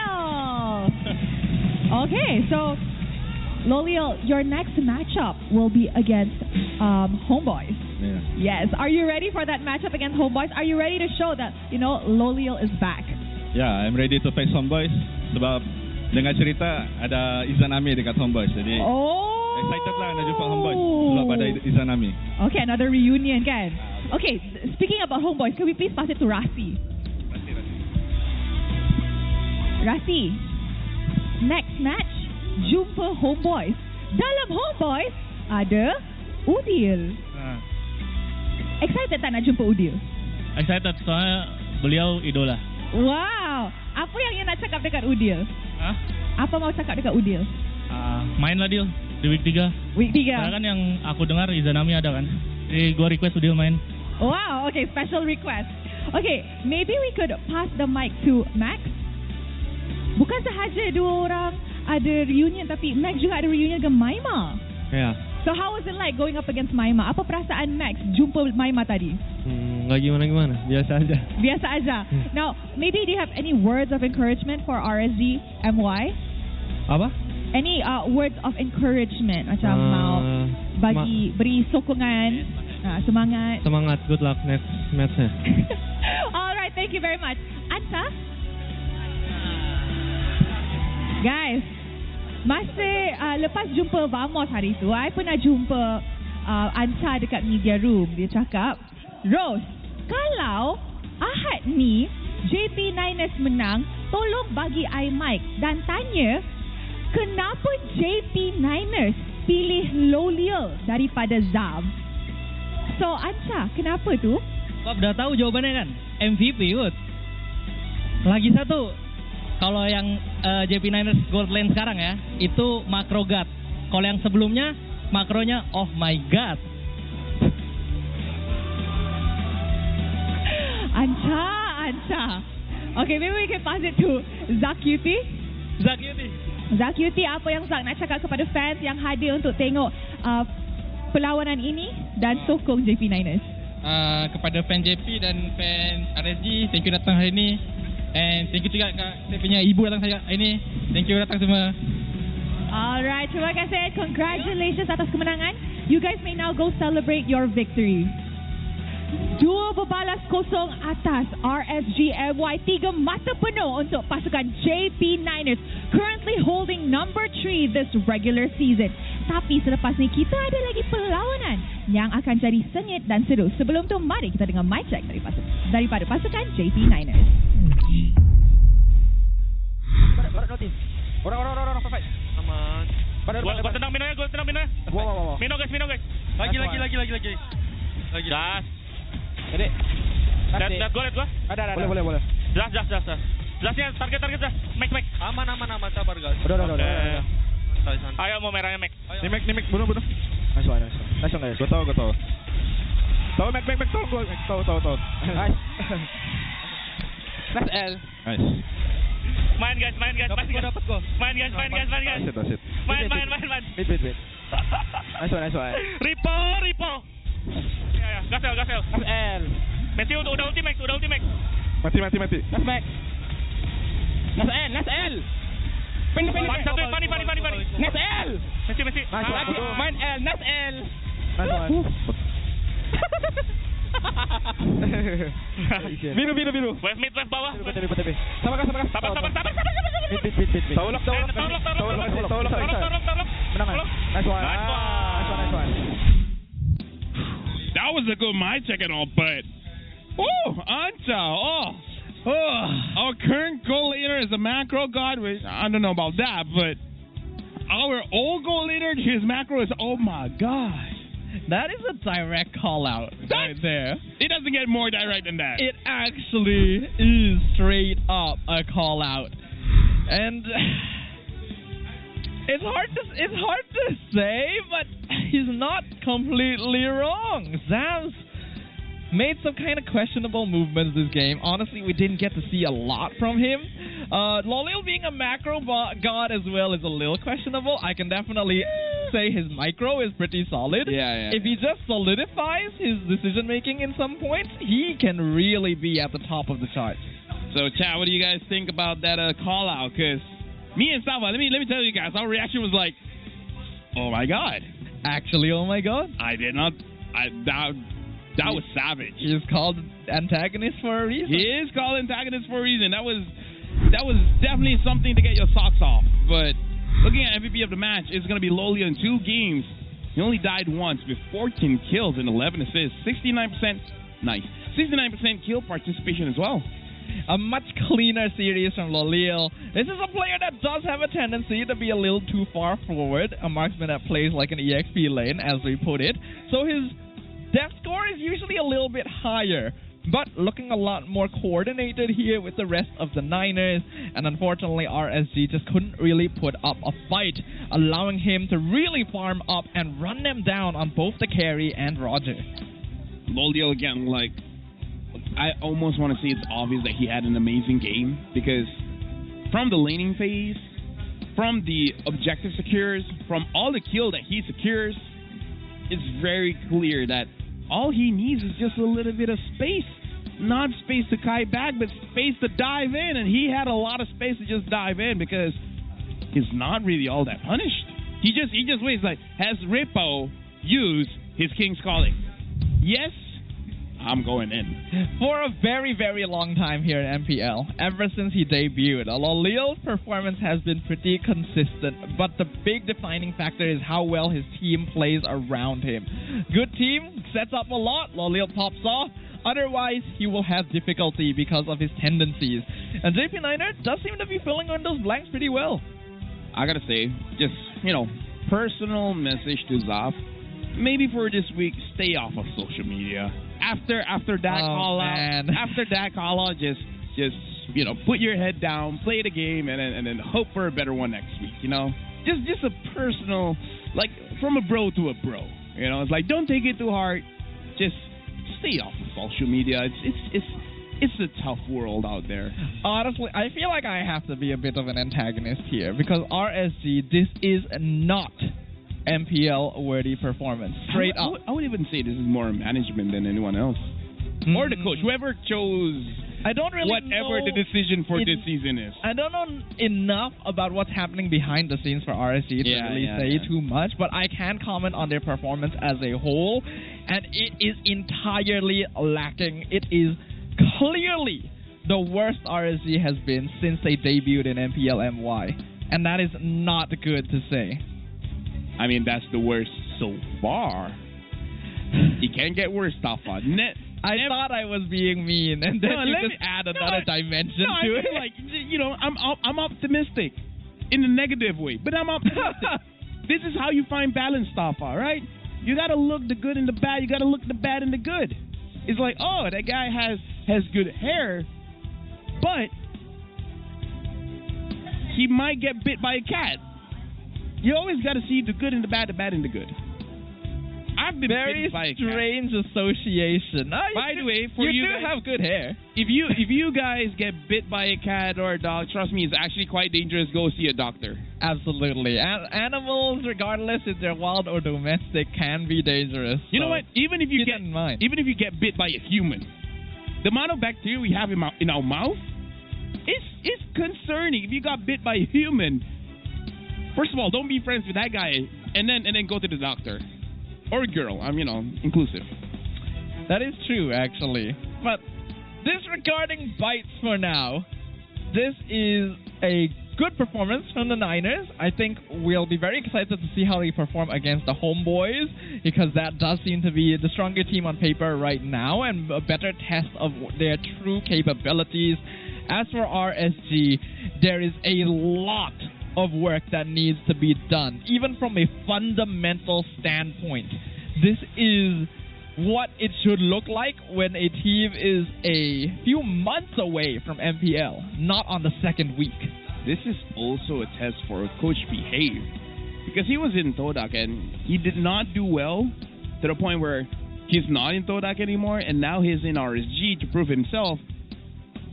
So far, not looking good stuff. Not in the draft, not in the macros, not in how they're playing the fights, and Rich guy, Lolil, almost 900 gold per minute. My man tried his best. He's the carry, 51,000 damage dealt to hero, sandbag, stone, 86,000 damage taken. The best wingman is Rossi with 9 total assists, and he requested, yo, homeboys, don't play Izanami, play Udil. But then Lolil's like, yo, don't play Udil play Izanami. So in one team, you have two different requests here. We're going to have a little bit of a battle there. It's actually a big question that all of us are asking too, right? If Izanami goes into Homeboys, like who plays the main lineup? They could pull off a Todak.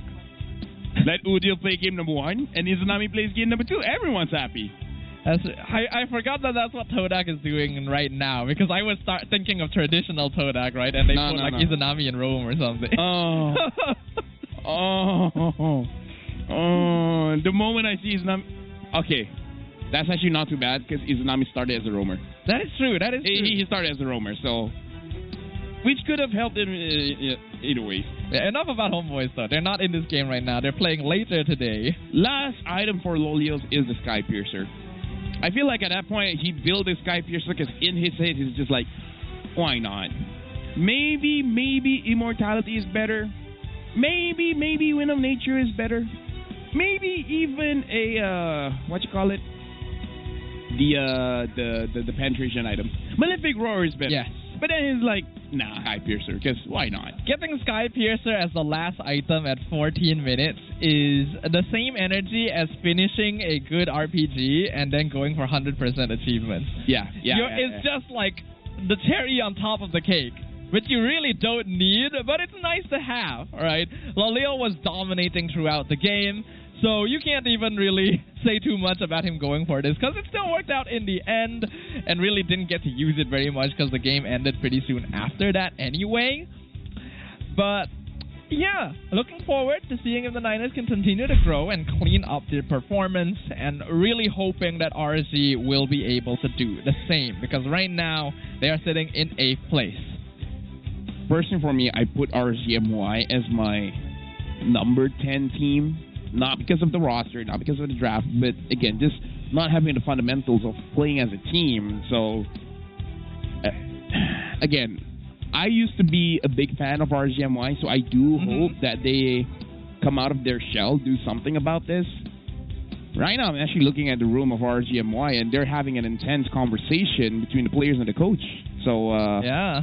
Led by Repo, by the way. It's just really not good, right? Because yesterday we saw really bad performance from Team Ray as well. Yeah. But at least when they lost, it felt like they were losing as a team.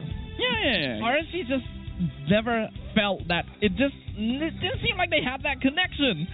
And honestly, I feel like we're both being very mean to RSG right now, but it comes from a place of affection, right? We want to see them get better. We don't want to see this kind of thing happen, especially in the season right before N6. We're always the most passionate, meanest towards the people that we love. It's one of those things that happen where the good and the bad. It's like when you trust your partner so much that you're able to leave the desk and let him alone and deal with the draft. It comes from a place of love. I'm glad that I'm loved. Don't miss Akai's show at the MLBB 8th Anniversary Music Party on September 28 and 29. I'll be there. Enjoy a special performance by Doa and win 4 million MLBB Diamonds worth of free skins. Get your early bird tickets now at 8 ringgit. Ticket to you, the number 2.com.my. Ticket to you.com.my. That's number 2 and just a single letter U. It sounds like it's definitely something you don't want to miss. Gonna be plenty of festivities, chances for you guys to win a huge chunk of MLBB diamonds and just an overall great time. And you get LaFell on top of it. Like, what more do you need? I might not even be on top. I might be somewhere in the middle. But anyway, next matchup is going to be MV going up against Red Esports, where we were talking about Team Ray, and Red had the fastest game in this league by fighting against Ray. But going up against MV, this is going to be a true test for both teams. MV, full local lineup. How does it look like? Red, with the true lineup. How does it look like? Thank you very much, Mr. Dodolis Stafa. We're going for a break. We'll see you guys right after this.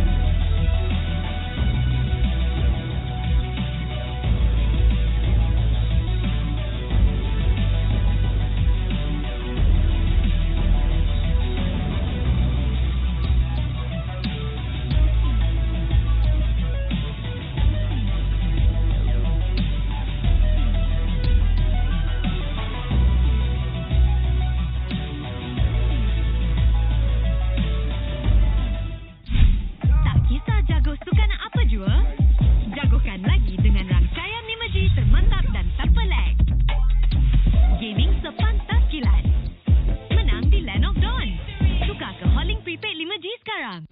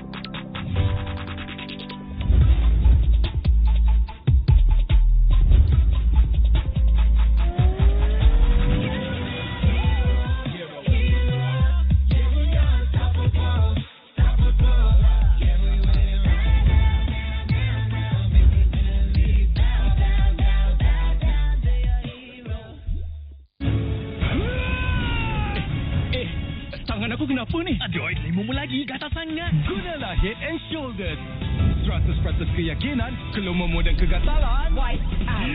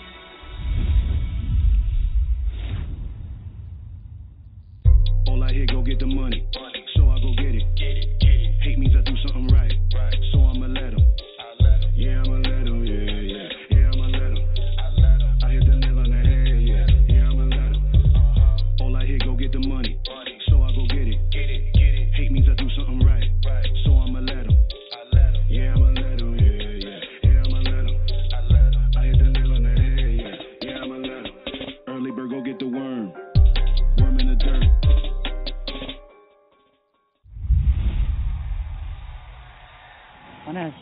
Itulah, panas gila. Kau ada payung? Ada? Kau tak dengar ke Kak Gura selalu cakap? Sediakan hujan sebelum payung untuk M6. Sakit kau. Sediakan payung sebelum hujan. Oh, iya ke? Tapi apa kena-mena dengan M6? Apa kena dengan M6? Ha.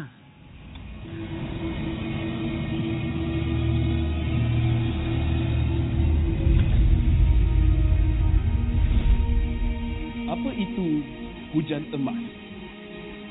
Hujan emas adalah satu matlamat, satu impian terunggul untuk setiap pasukan.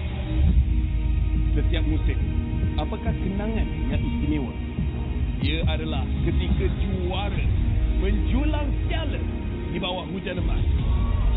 Ia juga menjulang dan membanggakan nama Malaysia di persada dunia. Seperti cuaca, musim baru datang dan pergi. Dia persis dengan MPLMY. Setiap pasukan dan pemain yang pernah menjejak kaki di MPLMY, mereka tidak pernah berputus asa. Setiap musim ada permulaannya, juga permulaan baru untuk matlamat dan impian bagi pemain kita. Musim cuaca datang dan pergi, tapi ia tidak akan mengubah sejarah pemain kita. Dengan harapan musim hadapan yang cerah adalah satu pemangkin semangat bagi pasukan yang bertarung. Komposisi musim lalu tidak penting. Yang penting adalah kesetiaan kepada permainan.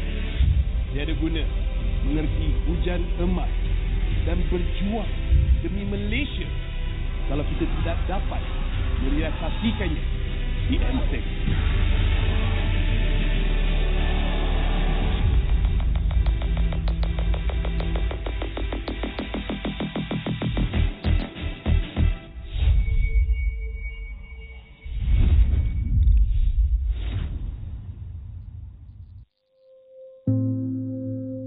Malaysia Day kali ini, aku personally rasa a bit special disebabkan sekarang kita dah bawa pulang satu kejuaraan dunia dekat Malaysia dan M6 juga ada dekat Malaysia. Sebagai orang yang terlibat secara mendalam dalam MLBB, ini adalah satu benda yang besar untuk aku. Kita orang start support MPLMY waktu season 7 yang RSG menang tentu. Kalau saya tengok MPLMY sejak ada tim Sayan lagi. Waktu tu zaman Sayan kuat lah. Ada Fredo, Solos, Repack. So, kenangan termanis saya especially masa dekat M1. Masa tu Todak buat pasukan Malaysia rasa sangat berbangga dengan performance mereka berjaya dapatkan tempat ketiga. Jadi itu kenangan termanis saya iaitu menjadi sejarah dalam M1. Salah satu momen pro player yang saya tak boleh lupa ialah momen zone di MPL MY dan peringkat international. Sebelum ni saya datang daripada orang yang biasa, orang yang seperti korang juga, yang tak expect pun yang korang boleh jadi macam ni, dan saya selalu doa untuk saya menjadi wakil Malaysia. Kalau MPL MY punya momen waktu zaman gemilang Todak lah. Sebab diorang dulu kuat kan, pada season 3 sampai beberapa season lepas tu diorang champion 3 kali. Harap diorang kembali kuat balik lah. So insyaAllah untuk season kali ni tim Todak akan buat yang terbaik lah dan tak macam season sebelum ni. Momen paling kita orang tak boleh lupa waktu SRG menang MSC, yang tentu first team Malaysia menang International Trophy.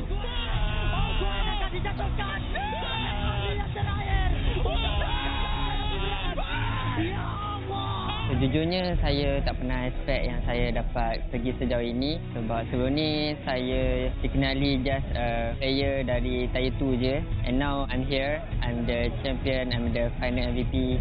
Untuk F6 ni, kami akan melampaui era baru. Kami dah buktikan apa yang kami mampu buat dan kami akan make Malaysia proud again. So dengan harapan yang menggudung, rakyat Malaysia saya seru kepada anda berikan sokongan penuh kepada pasukan siapa pun yang pergi masuk dalam M6. Kita orang perlukan sangat korang punya sokongan. Sebab tanpa korang, kita orang tak boleh buat apa-apa.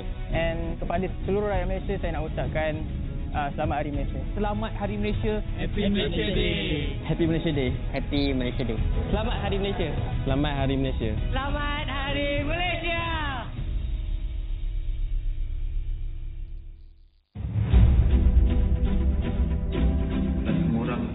Boleh menyarum jersey kebangsaan. Jadi once you pakai menyarum jersey kebangsaan, you rasa sangat-sangat berbangga, you dipilih atau diberi tanggungjawab untuk mewakili negara.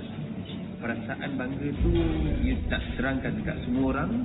Once cuma feeling you pakai saja, once you pakai saja jersey tu, you akan rasa macam you want to give something to Malaysia. I think if you guys have any issues, so make sure you on to each other, talk to each other as much as you can. I think just be proud because tak semua orang dapat this opportunity, and also kena ada that winning mentality, tak kisah pun dekat level mana you guys pergi, and jangan rasa takut, jangan rasa macam you guys are not good enough. Apapun, just ingat bila you guys enter the arena, just do your best and all the Malaysians will be behind you and supporting you guys. saya tak ada nasihat. Saya kagum dengan apa yang anda semua lakukan. You are all to me personal heroes because I grew up in a time where gaming was seen as a waste of time, but you prove otherwise. You put gaming and you put Malaysia on the world's map. I think you are at a better place to advise me. So again, I want to say thank you for being who you are. Thank you for fighting every day. Thank you for competing for Malaysia because it's something that I can never do. And I live vicariously through you bila I tengok atlet Malaysia compete because what you do is very, very amazing. And I wish you all the best. Deliver for Malaysia because wherever I am on the day when you win for Malaysia, I'll be proud to raise the Malaysian flag and play the negara too.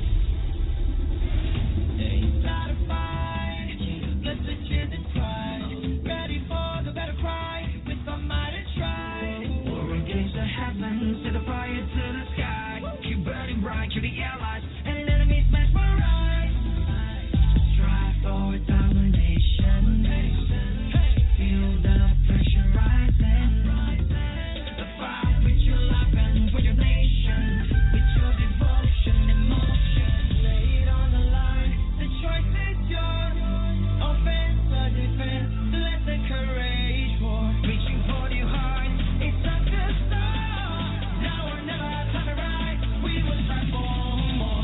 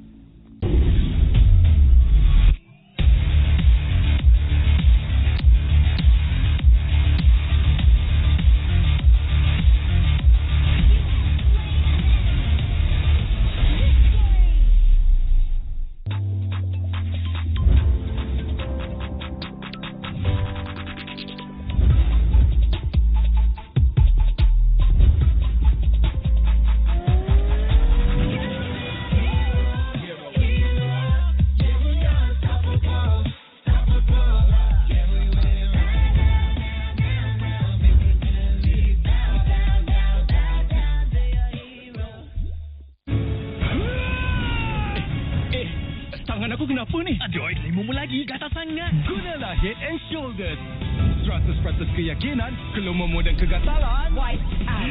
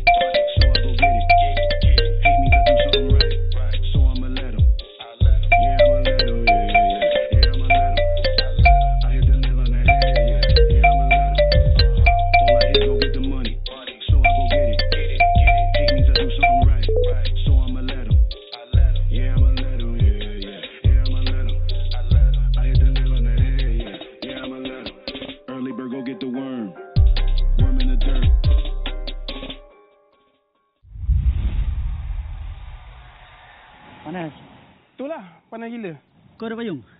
Ada? Kau tak dengar ke Kak Gura selalu cakap? Sediakan hujan sebelum payung untuk M6. Sakit kau. Sediakan payung sebelum hujan. Oh, iya ke? Tapi apa kena-mena dengan M6? Apa kena dengan M6? Ha.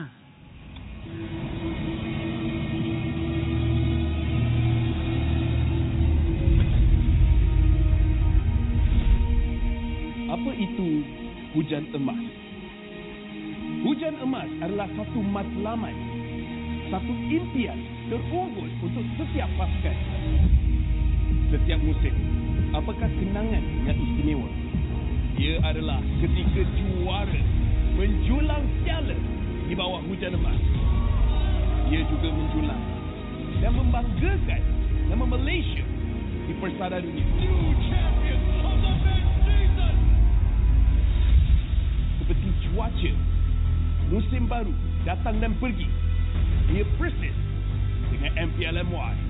Setiap pasukan dan pemain yang pernah menjejak kaki di MPL MY, mereka tidak pernah berputus asa. Setiap musim ada permulaannya, juga permulaan baru untuk matlamat dan impian bagi pemain kita. Musim cuaca datang dan pergi, tapi ia tidak akan mengubah sejarah pemain kita. Dengan harapan musim hadapan yang cerah adalah satu pemangkin semangat bagi pasukan yang bertarung. Komposisi musim lalu tidak penting. Yang penting adalah kesetiaan kepada permainan.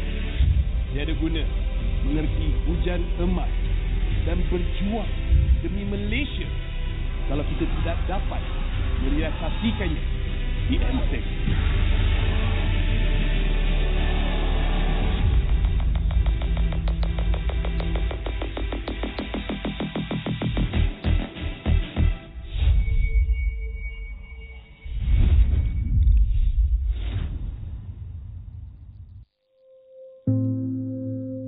Malaysia Day kali ini, aku personally rasa a bit special disebabkan sekarang kita dah bawa pulang satu kejuaraan dunia dekat Malaysia dan M6 juga ada dekat Malaysia. Sebagai orang yang terlibat secara mendalam dalam MLBB, ini adalah satu benda yang besar untuk aku. Kita orang start support MPL MY waktu season 7 yang RSG menang tentu. Kalau saya tengok MPL MY sejak ada tim Sayan lagi. Waktu tu zaman Sayan kuat lah. Ada Fredo, Solos, Repack. So, kenangan termanis saya especially masa dekat M1. Masa tu Todak buat pasukan Malaysia rasa sangat berbangga dengan performance mereka ke berjaya dapatkan tempat ketiga. Jadi itu kenangan termanis saya iaitu menjadi sejarah dalam M1. Salah satu momen pro player yang kita boleh lupa ialah momen zone di MPL MY dan peringkat internasional. Sebelum ni saya datang daripada orang yang biasa, orang yang seperti korang juga, yang tak expect pun yang korang boleh jadi macam ni, dan saya selalu doa untuk saya menjadi wakil Malaysia. Kalau MPL MY punya moment waktu zaman gemilang todak lah. Sebab diorang dulu kuat kan, pada season 3 sampai beberapa season lepas tu diorang champion 3 kali.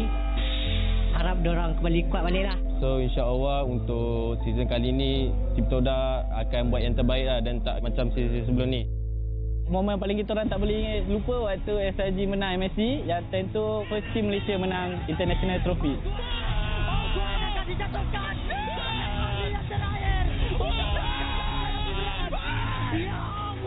Sejujurnya saya tak pernah expect yang saya dapat pergi sejauh ini. Sebab sebelum ni saya dikenali just a player dari Tier 2 je. And now I'm here, I'm the champion, I'm the final MVP. Untuk F6 ni, kami akan melampaui era baru. Kami dah buktikan apa yang kami mampu buat dan kami akan make Malaysia proud again. So dengan harapan yang menggudung, rakyat Malaysia saya seru kepada anda berikan sokongan penuh kepada pasukan siapa pun yang pergi masuk dalam MC. Kita orang perlukan sangat korang punya sokongan sebab tanpa korang kita orang tak boleh buat apa-apa. And kepada seluruh rakyat Malaysia saya nak ucapkan selamat Hari Malaysia. Selamat Hari Malaysia. Happy Malaysia Day. Happy Malaysia Day. Happy Malaysia Day. Selamat Hari Malaysia. Selamat Hari Malaysia. Selamat Hari Malaysia.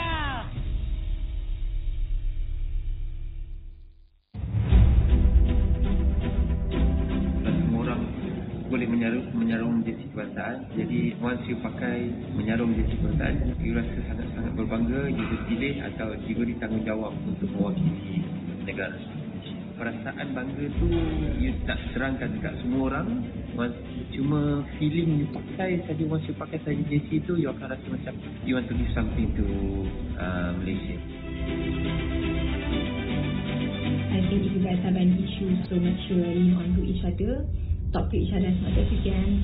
I think just be proud because tak semua orang dapat this opportunity, and also kena ada that winning mentality, tak kisah pun dekat level mana you guys pergi, and jangan rasa takut, jangan rasa macam you guys are not good enough. Apapun, just ingat bila you guys enter the arena, just do your best and all the Malaysians will be behind you and supporting you guys.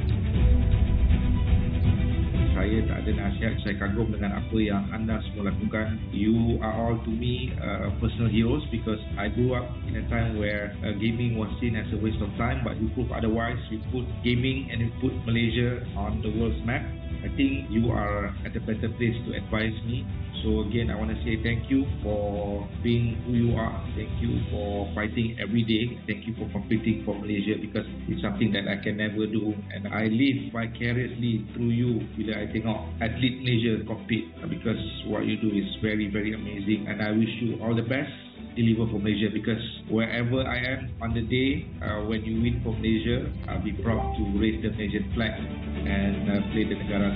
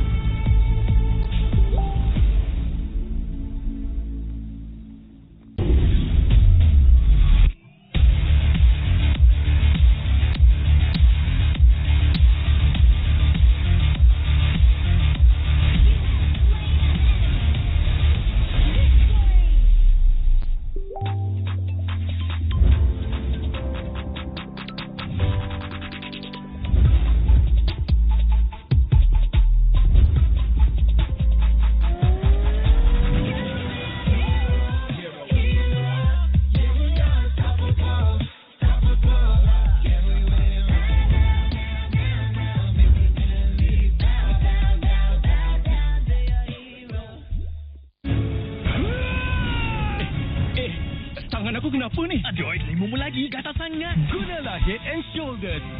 100% keyakinan, kelumamu dan kegatalan. Wipe out.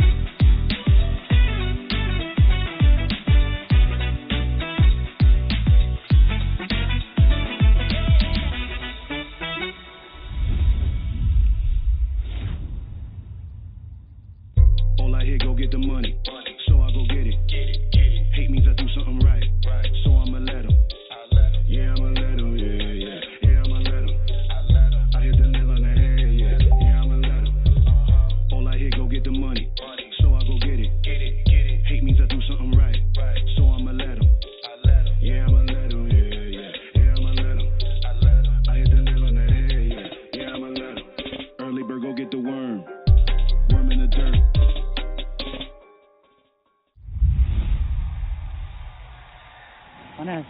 Itulah, panas gila. Kau ada payung? Ada? Kau tak dengar ke Kak Gura selalu cakap?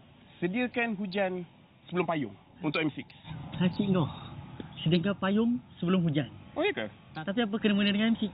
Apa kena dengan M6? Ha.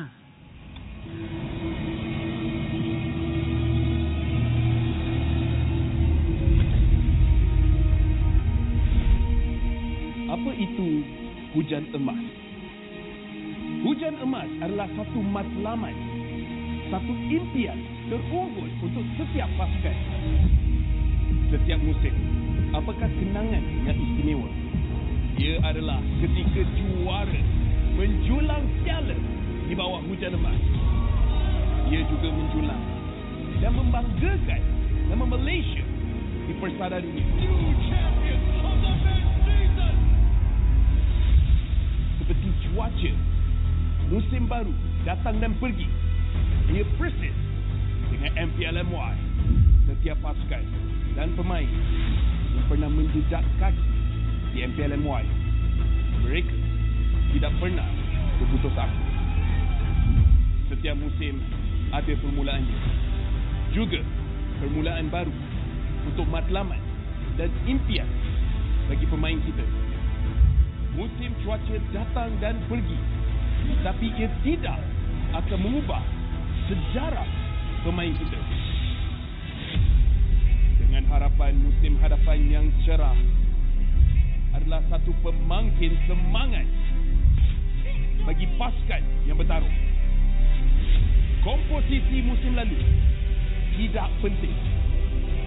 Yang penting adalah kesetiaan kepada permainan.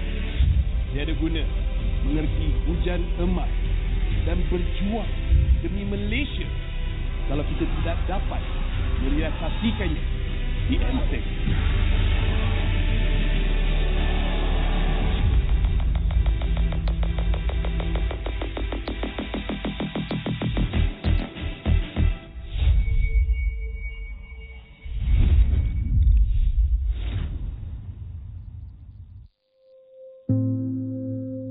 Malaysia Day kali ini, aku personally rasa a bit special disebabkan sekarang kita dah bawa pulang satu kejuaraan dunia dekat Malaysia dan M6 juga ada dekat Malaysia.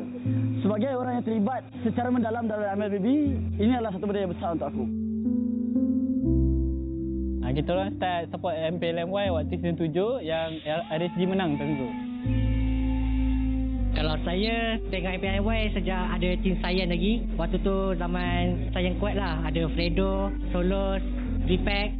So, kenangan termanis saya especially masa dekat M1. Masa tu Todak buat pasukan Malaysia rasa sangat berbangga dengan performance mereka ke berjaya dapatkan tempat ketiga. Jadi, itu kenangan termanis saya iaitu menjadi sejarah dalam M1.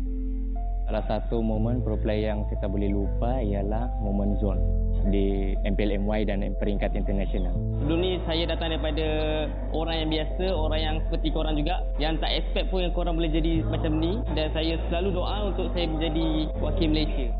Kalau MPL MY punya moment waktu zaman gemilang todak lah. Sebab diorang dulu kuat kan. Pada season 3 sampai beberapa season lepas tu diorang champion 3 kali. Harap diorang kembali kuat balik lah. So insya-Allah untuk season kali ni tim Toda akan buat yang terbaik lah dan tak macam season sebelum ni. Momen paling kita orang tak boleh lupa waktu SRG menang MSC, yang time tu first team Malaysia menang International Trophy.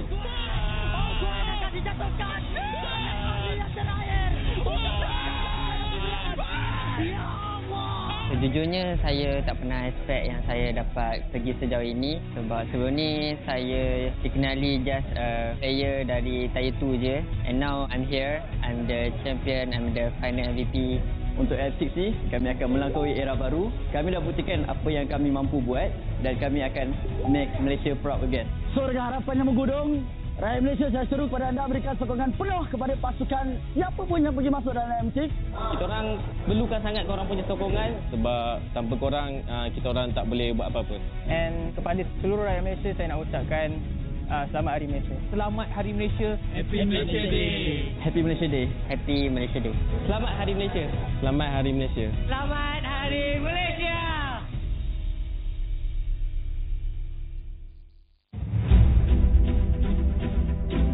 Semua orang boleh menyarum jersey kebangsaan. Jadi once you pakai menyarum jersey kebangsaan, you rasa sangat-sangat berbangga, you terpilih atau diberi tanggungjawab untuk mewakili negara.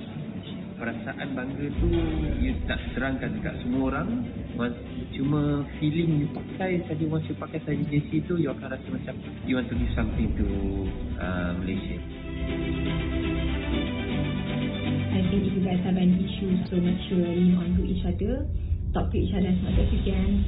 I think just be proud because tak semua orang dapat this opportunity, and also kena ada that winning mentality, tak kisah pun dekat level mana you guys pergi, and jangan rasa takut, jangan rasa macam you guys are not good enough. Apapun, just ingat bila you guys enter the arena, just do your best and all the Malaysians will be behind you and supporting you guys. Saya tak ada nasihat, saya kagum dengan apa yang anda semua lakukan. You are all to me personal heroes because I grew up in a time where gaming was seen as a waste of time, but you prove otherwise. You put gaming and you put Malaysia on the world's map. I think you are at a better place to advise me. So again, I want to say thank you for being who you are. Thank you for fighting every day. Thank you for competing for Malaysia because it's something that I can never do. And I live vicariously through you bila I tengok atlet Malaysia compete because what you do is very, very amazing. And I wish you all the best. Deliver for Malaysia because wherever I am on the day when you win for Malaysia, I'll be proud to raise the Malaysian flag and play the negara.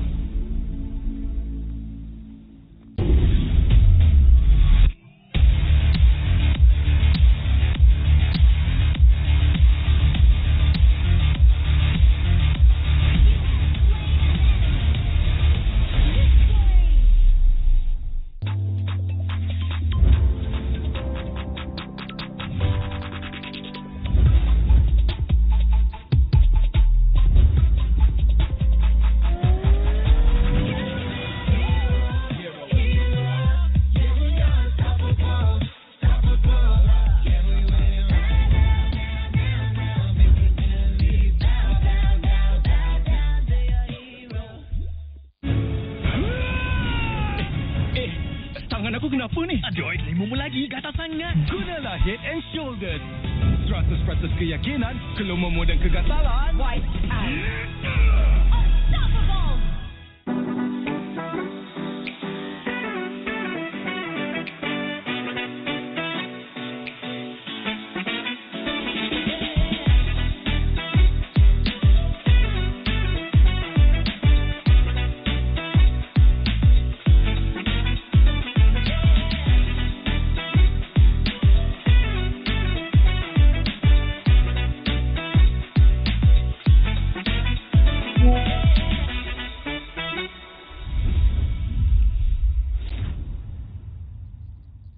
All I hear, go get the money. So I go get it. Hate means I do something right. So I'ma let him. Yeah, I'ma let him. Yeah. Yeah, I'ma let him. I hit the nail on the head. Yeah, I'ma let him. All I hear, go get the money. So I go get it. Hate means I do something right. So I'ma let him.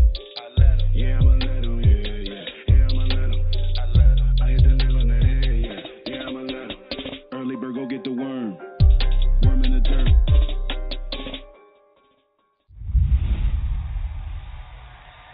Panas. Itulah, panas gila. Kau ada payung? Ada? Kau tak dengar ke Kak Gura selalu cakap? Sediakan hujan sebelum payung untuk M6. Hati kau. Sediakan payung sebelum hujan. Oh, iya ke? Tapi apa kena-mena dengan M6? Apa kena dengan M6? Ha.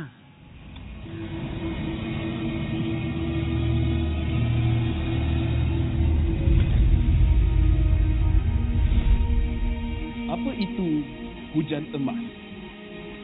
Hujan emas adalah satu matlamat, satu impian terunggul untuk setiap pasukan. Setiap musim, apakah kenangan yang istimewa? Ia adalah ketika juara menjulang piala di bawah hujan emas. Ia juga menjulang dan membanggakan nama Malaysia di persada dunia. Seperti cuaca, musim baru datang dan pergi. Ia persis dengan MPL MY. Setiap pasukan dan pemain yang pernah menjejak kaki di MPL MY, mereka pernah berputus asa. Setiap musim ada permulaannya, juga permulaan baru untuk matlamat dan impian bagi pemain kita. Musim cuaca datang dan pergi, tapi ia tidak akan mengubah sejarah pemain kita. Dengan harapan musim hadapan yang cerah adalah satu pemangkin semangat bagi pasukan yang bertarung. Komposisi musim lalu tidak penting. Yang penting adalah kesetiaan kepada permainan. Tiada guna mengerti hujan emas dan berjuang demi Malaysia kalau kita tidak dapat merealisasikannya di M6.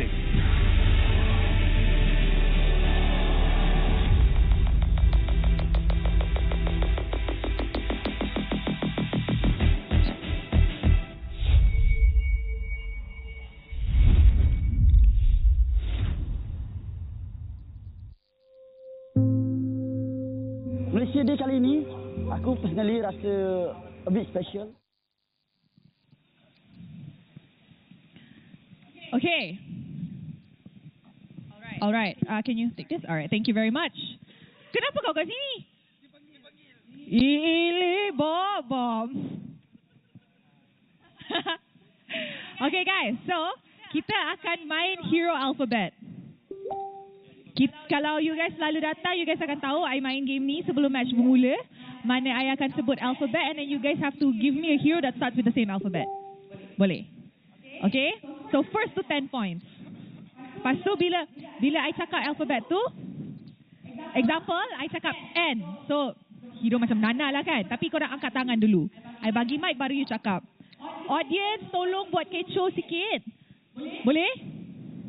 Boleh ya? Tolong buat kecoh sikit and give me some ideas too. Alright? Ready? And then, producer? Yes, producer, I'm talking to you. Can you help me? Let me know which one raised their hands first, okay? Ready? Ready. Okay, so your team MV, your team Ready Sports. All right. Hero that starts with the letter H. 1, 2. Okay. Hero that starts with the letter E. 1. Okay, Edis. You guys are one team, Boleh kerjasama.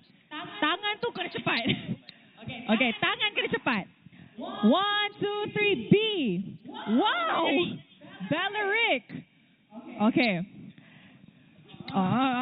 Dia dah standby dah. Posing ni macam mana? Nak cicam. Okay. C. What?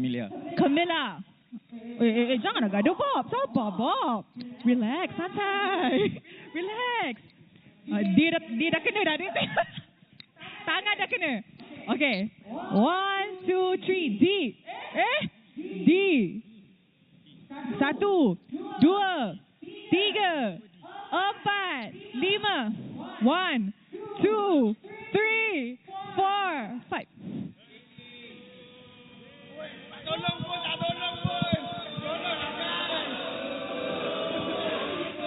Dairos. Okay. 1, 2, 3, Z. 1, 2, 3. Apa Zach? Yeah. 3. Zushin. Yeesh, Bob. He wasted my time. He bought time. Letter first. Okay.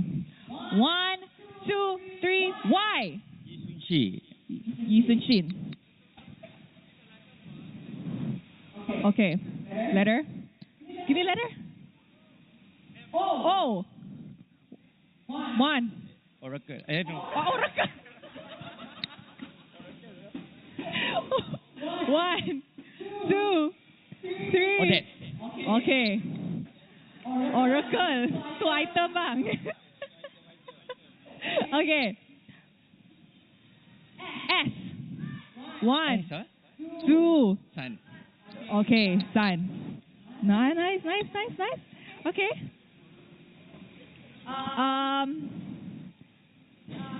X. 1, 2, 3, 4, 5. X-Borg. Too late. All right. Okay.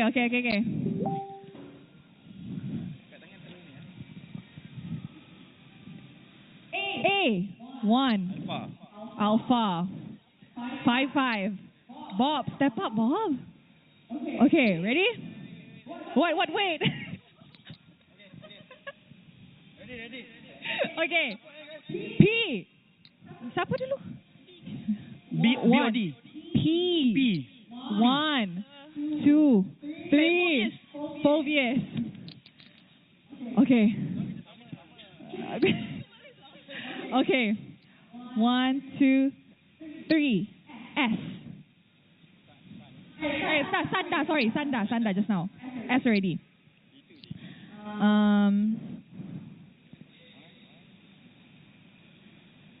H. Hayabusa. Okay. E. Esmeralda. Okay. Faster. Kita dah start dah game. Okay, ready? 1, 2, 3.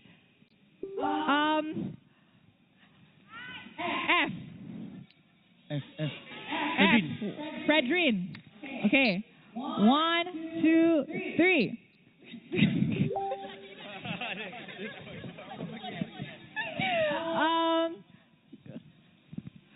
Ada I.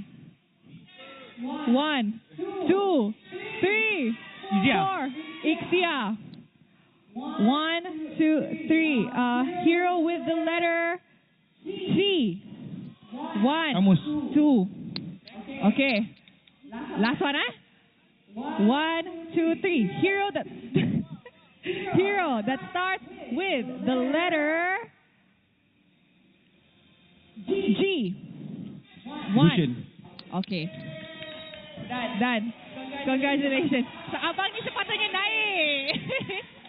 Alright, kejap. Sebelum you guys turun.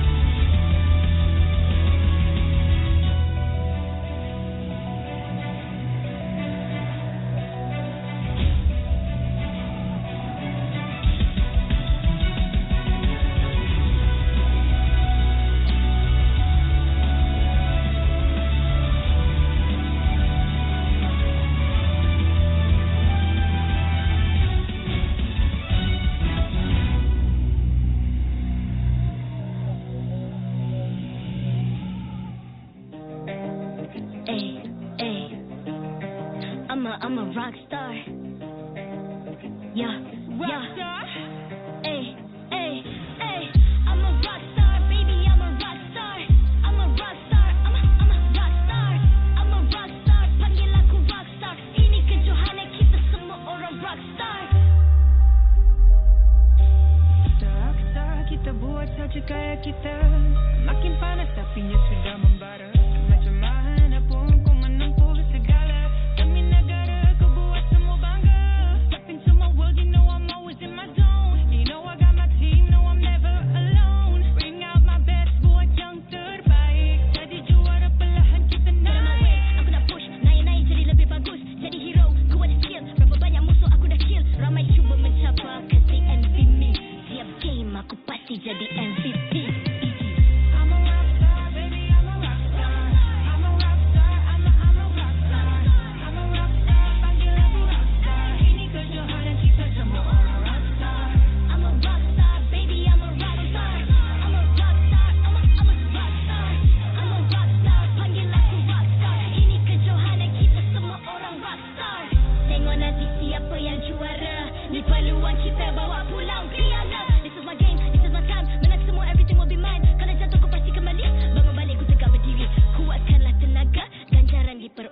Ni kejohanan kita, Malaysia memang boleh. Rise up to the top, kita buat bersama.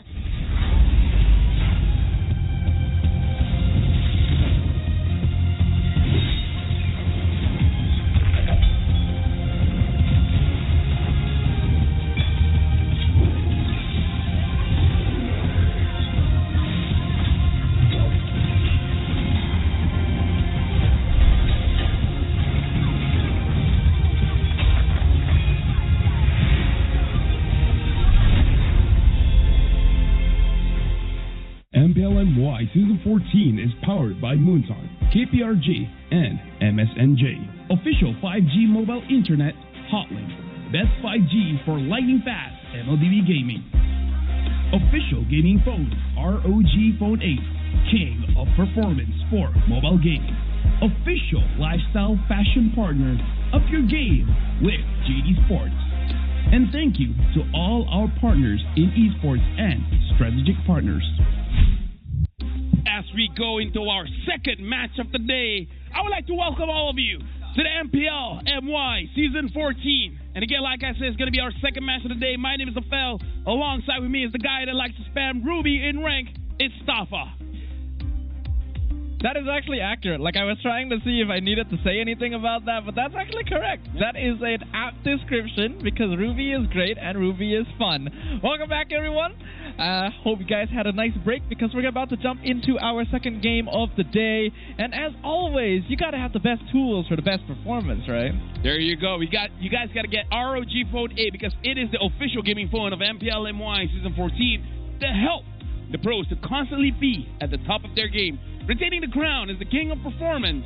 It now comes with a sleek new design and improved cameras as the ROG Phone 8 goes beyond gaming. Speaking of going beyond gaming, this match is going to be beyond gaming because both teams, they got to show what their lineup is all about. Yeah, both teams in our second match of the day want to prove themselves. We got Ready Sports, we got Monster Vicious with some very interesting lineups that I think we'll have a lot to talk about once we jump into it. And hopefully we'll get to have a much more close match compared to what we saw before. Oh yes, let's hope so. But again, we see that both teams are actually looking very strong. But let's talk about MV first, as we show you guys the video that we've prepared for you guys. Hey guys, this is Rose dan sekarang I dengan Monster Vicious sebab kita diorang nak main game. Okay, game yang kita akan main bukan nyanyi So kita akan main game siapa dalam team. So I akan cakap satu ayat, lepas tu korang akan point orang mana yang selalu buat benda-benda macam ni, lepas tu explain lah kenapa. Ready? Siapa dalam team paling kelakar? Ni. Kenapa dia kelakar? Bagi kau kenapa tak? Sebab dia badut. Sebab tu dia selalu jadi penghibur orang. Siapa tidur paling lama? Oh, Rock. Oh, kenapa? Kalau boleh, setiap seminggu tu dia memang nak tidur. Siapa makan banyak? Ada dua. Okay. Siapa? Nama dia Nova Escobar. Dengan? Uni. Oh, okay. Kalau makanan tak habis kat je tu, semua dia orang yang habiskan. Siapa cepat marah? Pak Koya? Amak. Sebab dia budak baru. So dia marah sini lah? Siapa yang daydream banyak? Pak Sam. Zeno. Lalu? Dia banyak main game. Dia nak cakap. Dia selalu ten screen, dia suka termenung. Lepas tu dia lupa nak ban. Jangan buat ni dekat MPL. Alright, terima kasih kepada Monster Vicious.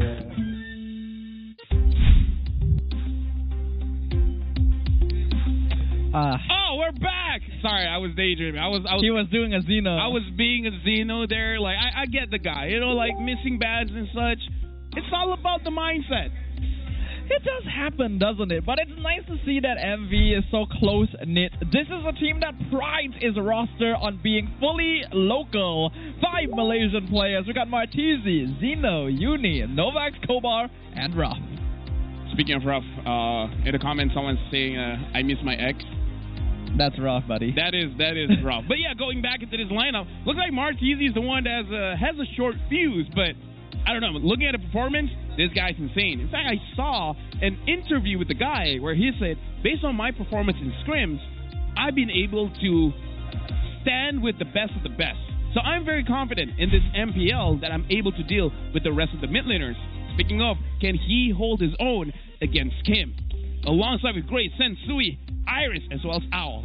The new version 2.0 Red Esports roster were able to take very convincing victories yesterday against Team Array with the double Filipino duo of Sensui and Owl, already known for being quite impressive players, alongside some local, more new stars here with Kim and Grace, both not having as much MPL performance but having a lot of potential, and then led by Iris with his bombastic gameplay.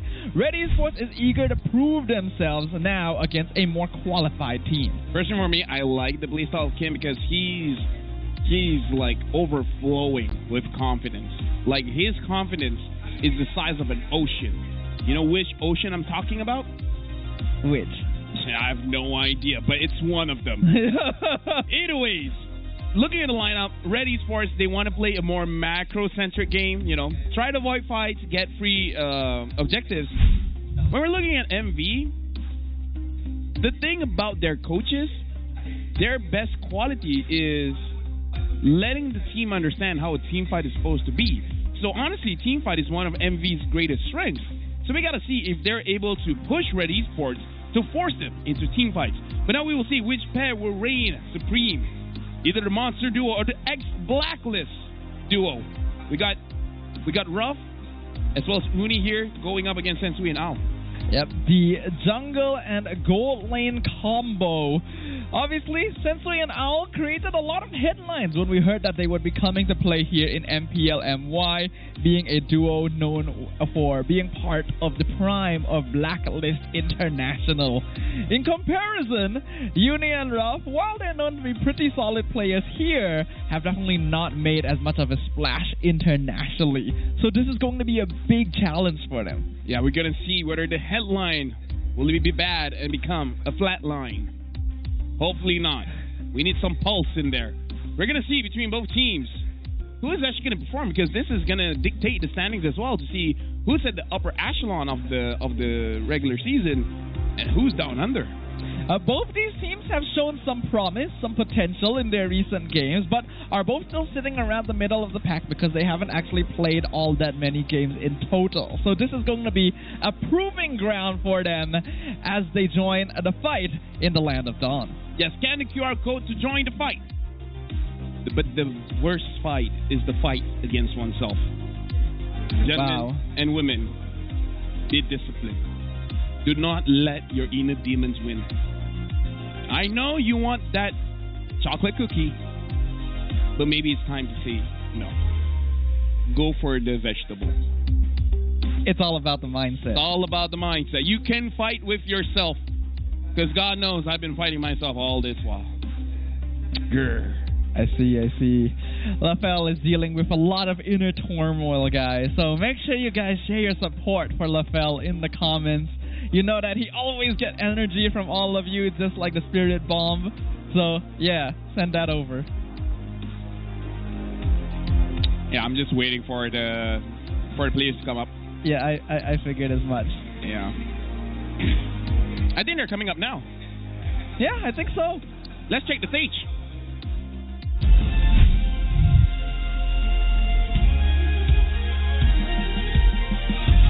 Monster Vicious. With the vision and ambition to grow with only Malaysian players and personnel, the Monsters place a lot of emphasis on team chemistry and players' mentality. Ladies and gentlemen, put your hands together for Monster Vicious! Red Esports. Only their second official match with this lineup. Given time, can Sensui and Owl alongside Iris, Kim, and Grace look to be a formidable force in the league? Give it up for Red Esports! Introducing the coach and analyst of the two teams and head of League Ops, Franklin, that will ensure fair play and professional integrity in the matches. Let's move on with the fist bumps between the teams, a true sign of professionalism. We're about to see which lineup is superior. Two worthy teams, 10 worthy competitors. Only one side shall emerge as the victor. Will it be the Monsters, or will it be the side of Red Esports? It's going to be an interesting question, right? Because I think there is a little... Oh, you have an answer? Yeah, I was able to talk to Grace. It was just yesterday. Oh, okay. And it was like, you know what? Easy. 2-1. So he came with confidence, break to the middle, and it's like, maybe it's a 2-1. Oh, okay. So that was like word for word.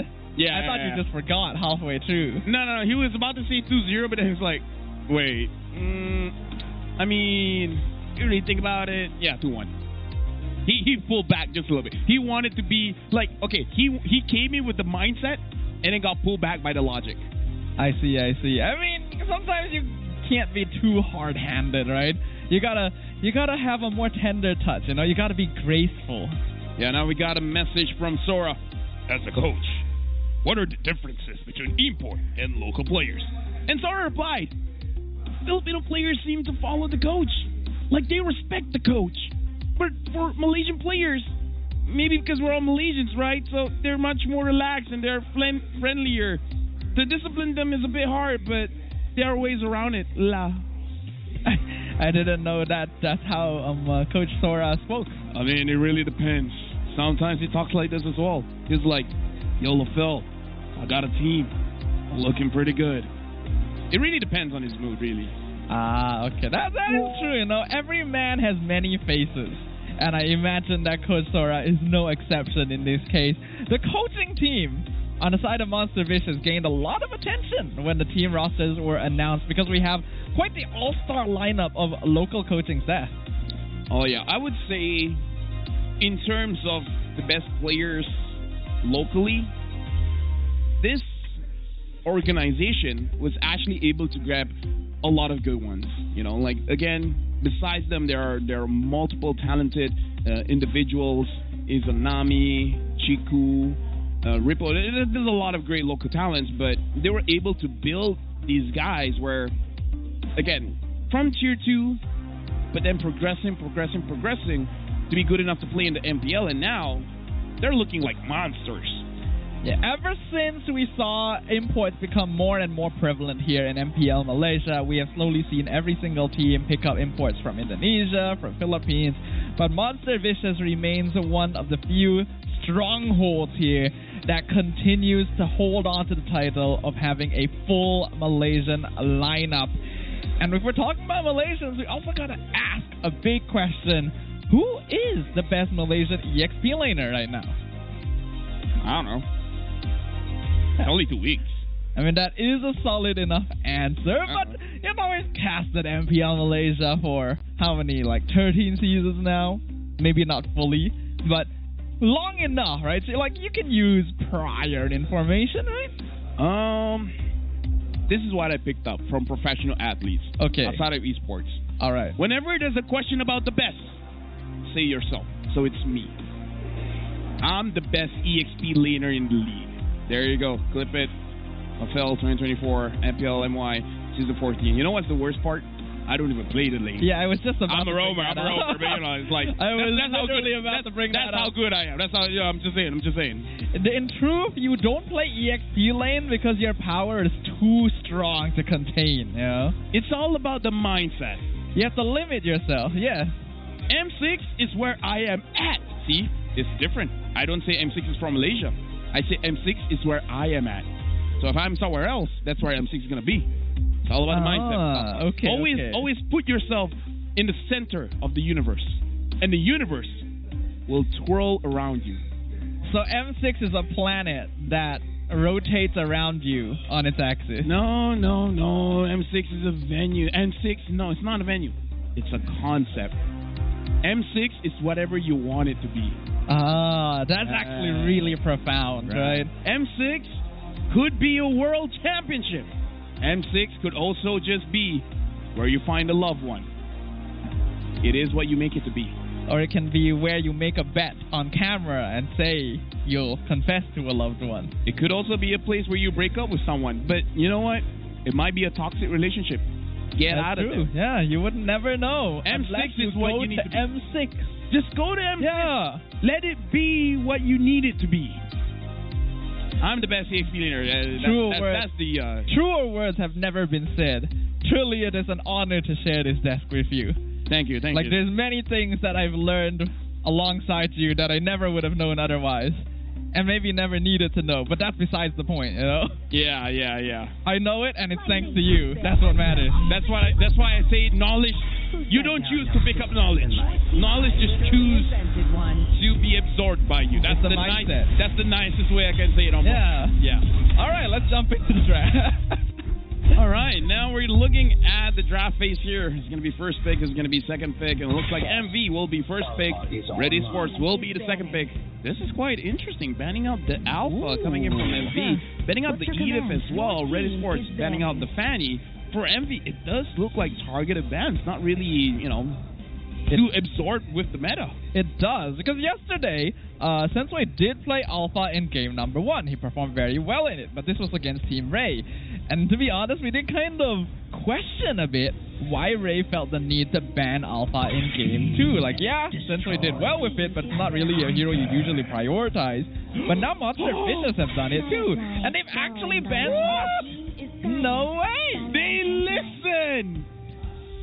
I mean, they're called monster vicious, not alien vicious. So that's not allowed around here. Yeah, like even though the disaster unit has tanked, but it's a strong hero. It's a solid hero.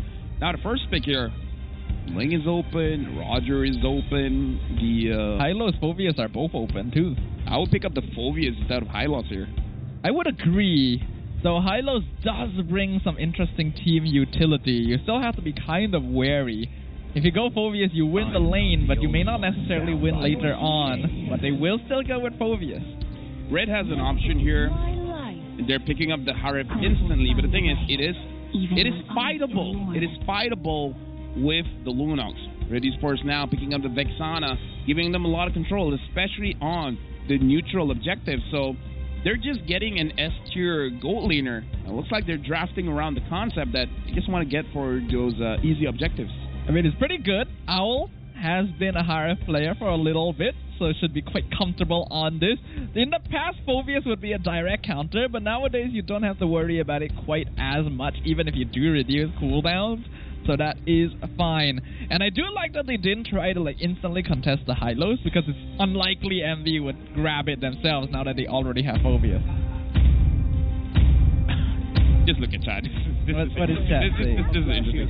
MV right now picking up the Ling as well as the Aurora. So Control Mage going up against Control Mage here. Both Vexana as well as Aurora having ways to stop a fight. And Aurora is pretty good at fighting against the Harif. And Red fights back with the Hayabusa. So we're going to be seeing an assassin fight here. It's going to be very interesting how Sensui is going to be playing the objectives with assassin. Yep, we got the Hayabusa. Had a pretty good showing yesterday. This hero was used by multiple different players to different effects, but overall had a pretty strong performance. So picking it up early does mean that the enemy team can usually have ways to deal with it. And it is good to see a Ling versus Hayabusa matchup as well, despite the prevalence of both these heroes. It's not often we see them in the same game. This is very interesting that Red banned out the Hylos, and they know that his Phoveus is going EXP. Iris, I am the best EXP laner in the league, but Iris is a very close third, I guess. But who's second? Cram. I mean, come on. Oh, okay. You know what? You're right. Yeah, if it's not me, it's probably Cram. Yeah. Let's not get ahead of ourselves. Cram is probably number one. Fair. Anyways, so I wonder what his idea is to fight against the Phoveus. MV sees the potential for this Gatakacha, and the Gatakacha has been banned out. Red banning out the Lolita, which is very interesting considering that MV did pull off the Lolita Hanabi, but it's with the Hayabusa, you can't kill the Hanabi. Yeah, but it would still be kind of difficult because of the amount of shield that is provided. Hanabi usually will walk in with Aegis, which can really mess with breakpoints in terms of getting those kills. So by taking out one part of the equation, they just render the entire combo unlikely. I think that's fine. So right now MV probably looking to ban out another tanky hero, maybe something like a Terizla. Because for Red, it's all damage for now. They don't really have a good frontline. Honestly, something like a Grok would be good too. I mean, it's a roam, but not really a tanky one. They're banning out the Matilda. Interesting.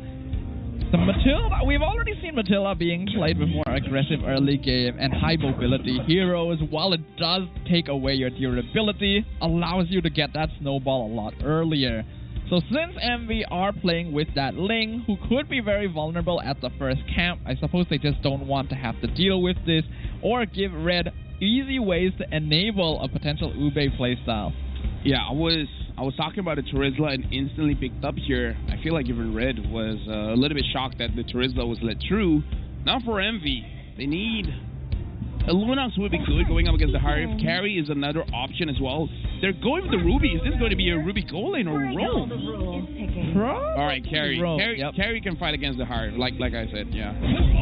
Yeah, this is a fairly solid lineup coming in from MV. Oh, the Tigreal. It's a good counter against the Ling.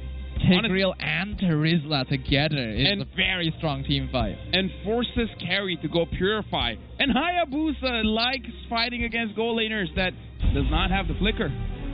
This could be interesting. I think both teams have been able to lock in pretty solid drafts for themselves, so this should be a pretty close matchup just in terms of the hero pickups, and a true testament to what both these teams are capable of here in Season 14. Honestly, that's what I like coming into the second match of the day, that both teams, the drafts look very solid. We don't see clear indications of a hole that either team can exploit. But again, with a good draft, you need good execution. We're going to see which one executes better. We're jumping in to the line of dawn. Only one shall execute, and the other shall be executed. As we jump into the land of dawn, it's going to be Monster Vicious versus Red Esports at the end of week 2. Both sides eager to get some points on the board. Again, I'm going to be very interested to see how Sensui will be playing this Hayabusa in a more objective-centric style. Or he can adjust the meta and go for more kills, go for more fights, try to force out mistakes from the enemy. The grace on this Tigro is going to be the bane of Monster Vicious, because he has the potential to turn a team fight around. I think that means that Nova has to be kind of careful in regards to his timing. He cannot necessarily be the first person engaging a lot of the time, because he's also going to be the best person to cancel Implosion. Very quick movements though, Sensui able to grab that little. Interesting, looking at the emblem setup by Ruff on the carry, he's going for full defense here, completely respecting the damage that Owl can do on this Harif, as well as the Hayabusa. So maybe he might even go even crazier by building a defense item first, but who are you going to prioritize? Armor for the Hayabusa or magic resist for Owl on this Harif? It kind of depends on what your focus is going to be, and I think that can actually be something Monster Vicious leaves to remain to be seen, whether they want to try and invade or whether they want to put more pressure onto Ruff's lane to give him a hand against Owl. Whichever side ends up getting pressured more, then you can itemize for the other, but that will first depend on where you can break open a window.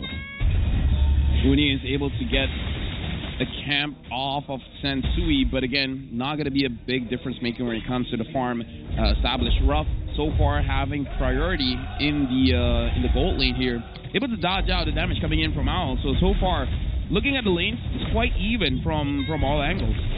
Ruff doing a good job against quite a veteran here in Owl. We have to note Ruff's been around a few seasons, but he's still fairly new as a player here in the MPL stage. Looks like a fight going on in the back line. We have the purple buff being contested. Zeno being quite annoying, though Sensui is still able to get it. Now Zeno the one in trouble as First Blood given over to Hayabusa. Martizi, though, with the Frigid Frost captures him under the tower, so I doubt he will get out himself. A 2-for-1 trade, and MV also get the turtle. I would say, even though you're looking at a trade and Red Esports has more kills, but I kind of want to give it over to Monster Vicious. They got the turtle, and they're able to delay Sensui here, while Uni was able to farm up one of his camps. So, on paper right now, Red Esports has the upper hand in that trade, but in the long run, I think Monster Vicious got the W in that one. I kind of have to agree. I think being able to deny the turtle away while also getting a kill onto Sensui is very worth it right now for MV. If they're able to pressure and maybe pick him up one more time, they can actually take the Hayabusa out of the game until the mid to late phase. Yeah, because what you want to do against the Hayabusa is to slow him down as much as you can, especially when you're on Ling, where you scale better than the Hayabusa, because the Hayabusa, especially when you're able to control his jungle, he's not going to have that purple buff. It's going to be hard for him to go in and out. Oh, but before that, Martizi gets caught. Yeah, flicker penalty zone. Martizi going to be caught once again. A flicker hook from Grace, but the implosion actually ends up catching the Ling instead. An attempt from Uni. He wants to finish off Tigreal, but Grace is just too tanky, and Ling doesn't have enough damage right now. Oh, yeah. Probably needs at least 2 items, and then you'll be good-ish. Monster Vicious, again, looking at the lineup, they have the carry, they have the Ling. They need to stall just a little bit, and so far I feel like the general rule, don't lose by 2,000. Going into the 4th minute of the game, they're only losing by 1-200. It's really not that big of a deal. For Red Esports, they might not care going to the late game as well, because they have trust in Owl. Because most Harif users, once they have the Holy Crystal, they can essentially 1v9. All they really need is just space. Pretty much. Ooh. Nova taking a good amount of poke there from Grace as well as Kim. So no engage right now as both teams are going to be sizing each other up and taking more advantageous positions around the next turtle spawn. Nova jumping into the bush, misses his flicker hook. That is very awkward, and most likely MV can't contest anymore. Yeah, I feel like they shouldn't. I mean, is it going to be worth it? Like, even if you get it. Penalty zone onto Zeno from Iris. Kind of wasted since Zeno does just flicker out. So they're able to bait the battle spell at the very least. And now, is this a dance? Nah, like I said, Monster Vicious, they're just delaying. Right? I mean, like, if we can't get a turtle, you can't. That's the kind of toxicity that I'm into. Right? It's just because I can't get it doesn't mean I'm going to let you have it. So this is good. Like, this stalling technique is great. Oh, the flicker implosion actually to catch Aurora after Novak Kovar. Ogi Shadow Kill finishes off the Ruby. Frigid Frost not going to catch anyone, unfortunately, Zeno. But the Infernal Pursuit going to do some damage to Iris while Uni tries to work on the turtle. Zeno gets the turtle somehow. And now, Sensui taking a lot of damage. Tempest of Blaze comes out. Zeno lands the final blow. Double kill for the Phobius as Iris joins Sensui in the afterlife. Usually, I don't like it when people change their names because it messes with their branding. But I love when Zeno put out the mouth from his name. Just Zeno. You never needed that mouth. It was holding you back. Yeah, it was kind of a self-fulfilling prophecy now. And now he is applying it to his opponent instead. Double kill on Phobius is great. And I was hoping at least one of those would go to Uni, because we know that Ling, the more farm he gets, the better. But still, pretty good. Just in case if you folks not from Malaysia, Mao basically means dead or deaf. So he's basically saying Zeno dead or Zeno deaf. Yeah. So it's kind of like, well, why do you want to put that in your name? Like, either way, Grace is able to get out of there. A lot of ults got used by Monster Vicious. But again, the cooldown isn't that long. Yeah, and they know the next turtle is up in another 50 plus seconds, so they probably won't need it too much. They'll just try to see if they can poke, get some vision instead. Right now, Monster Vicious has the lead, and again, this is looking good. Looking at the build here, the Aurora just wants to be a little bit more defensive because understanding Sensui on this Hayabusa has the capability of bursting down this Aurora, so I appreciate going for a little bit tank here. Looking at the build for both the Harif as well as the carry, really no difference in terms of gold. The fact that Ling, even though it's just 400 above, it's still a good lead compared to the Hayabusa. Sensui has the Sky Piercer, but he doesn't have a lot of stacks at this point. Yeah, if you have a small lead, hold on. I'm offended onto Iris. Gets frozen with the Frigid Frost. Grace gonna buy some space, zone them out to keep Terizla alive. Red Esports, they're still... Again, they want to play objectively, so we got to figure out which objective they want to fight for. Big dive, penalty zone. Zaman 4 is going to be dropped down. Iris, the one lowest right now. Tempest Blades will finish him off. The rest of Red Esports can't really follow up, and now Owl being chased down by Zeno as the Harif is caught by his eternal rival once again, while Uni secures the turtle. I've heard from other coaches to say that you can use Harif against the Phobias because a good Harif is able to outplay that, but so far, Zeno is showing that I just need to follow wherever this guy goes. But again, that is before he gets the Holy Crystal. Once Al gets the Holy Crystal, might be a different story. But Monster Vicious, they're not pulling up gas. They're keeping pushing forward, and they're getting turrets left and right. I think this is great. We already saw that Red Esports want to play more objective-based. They're not going to force fights all too much.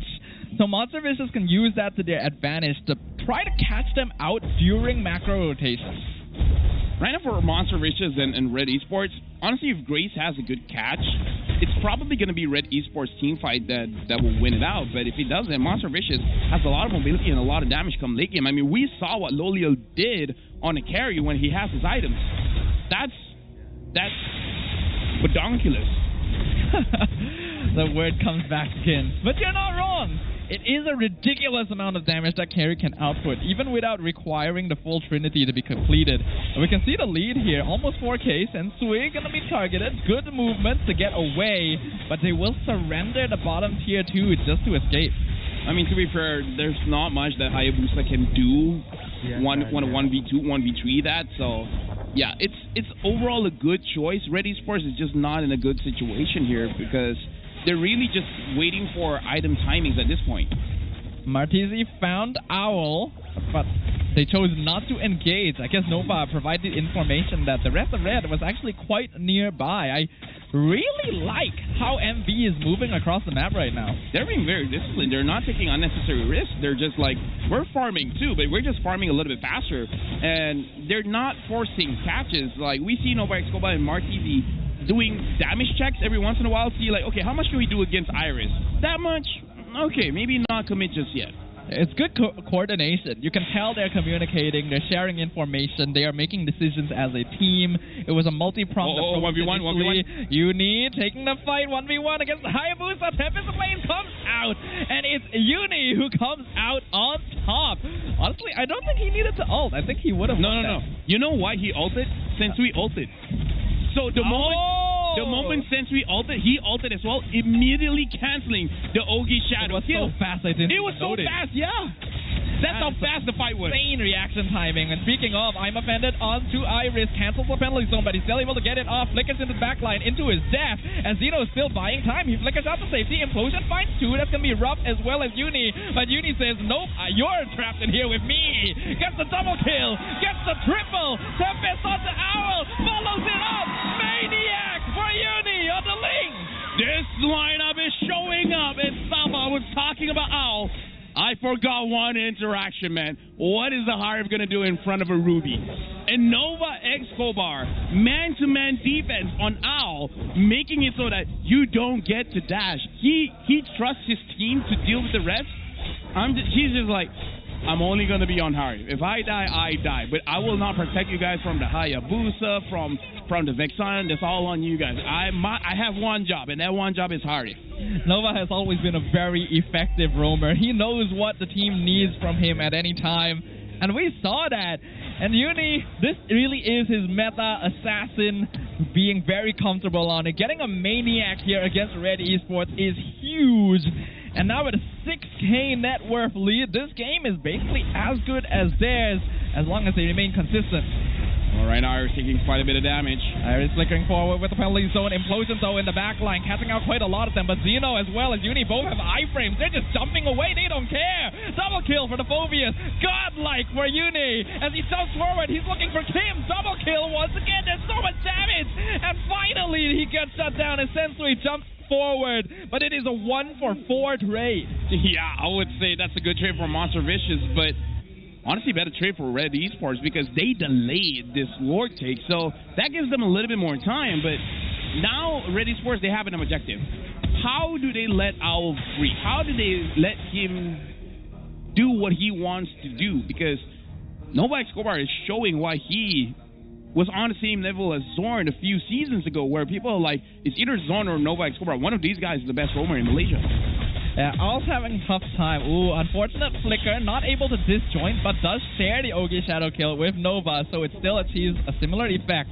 So Martizi gonna need to reset to regen his HP. Honestly, I would say that's still worth it, and this is why I use the flicker against the Hayabusa, because not only do you get some distance able to cancel out the Ogi Shadow kill, but the extra armor does help a little bit. Iris going quite far forward. Oh, nice stun from Nova to cancel out Grace as the Infernal Pursuit jumps onto the backline, zoning Owl out again. Iris taken out as Uni joins Zeno in the backline. Kim the first to fall. Double kill already. Sensui just melts. Grace and Owl, where did they all go? Red Esports has turned into a red patch in the ground as Monster Vicious tears through their ranks. A team wipe, and the crystal is wide open for the local lineup to take out the crystal. Excuse me, what happened? I blinked and I missed the team fight. I was looking at Zeno, he was like, I'm going to 1v1 Owl. That's not much as hard can do. And I was like, wait, where's the rest of them? Where was Red? They were melting. They were demolished. So fast. Beautiful splitting of the team fight by Zeno, setting up so that Uni could follow into the back line. The Ling did so much damage. In this game, MV fans are being very happy here, but looking at the chat, a lot of people were actually going for Red Esports, so I think even chat is surprised. Like, Red, what was that? But I would say it's more on Envy doing the good job than Red making too many mistakes. I mean, mistakes here and there, but it's really on Monster Vicious. They did good. I do think so as well. We know that Red Esports went into this with the expectation of playing objective-based gameplay. So they're already not planning to take very many fights, which can work because you're playing it safe and getting that farm. But it also means you have to control the map well enough to deny your opponent chances of punishing you for that. And MV, they just found every chance in the world. It was like, oh, you can't stop us. The only thing that a chip on my shoulder is that you're going up against a carry and a Ling, and you're playing slow. Doesn't seem like the right circumstance. Like, we see Monster Vicious actually slowing down Red Esports, right? So, instead of Red Esports being the aggressors, they're being reactive towards Monster Vicious, which doesn't seem like the good idea against this kind of draft. That's why I'm personally not the biggest fan of fully objective-based gameplay. Objectives are important. That's how you win the game, but you still got to keep paying attention to everything else as well. Because in every single one of these fights, you saw how easy it was for Monster Vicious to separate the front and back lines and then just take them out individually. Looking at this game, like, when he got the MVP, low chances that he's going to get this hero again.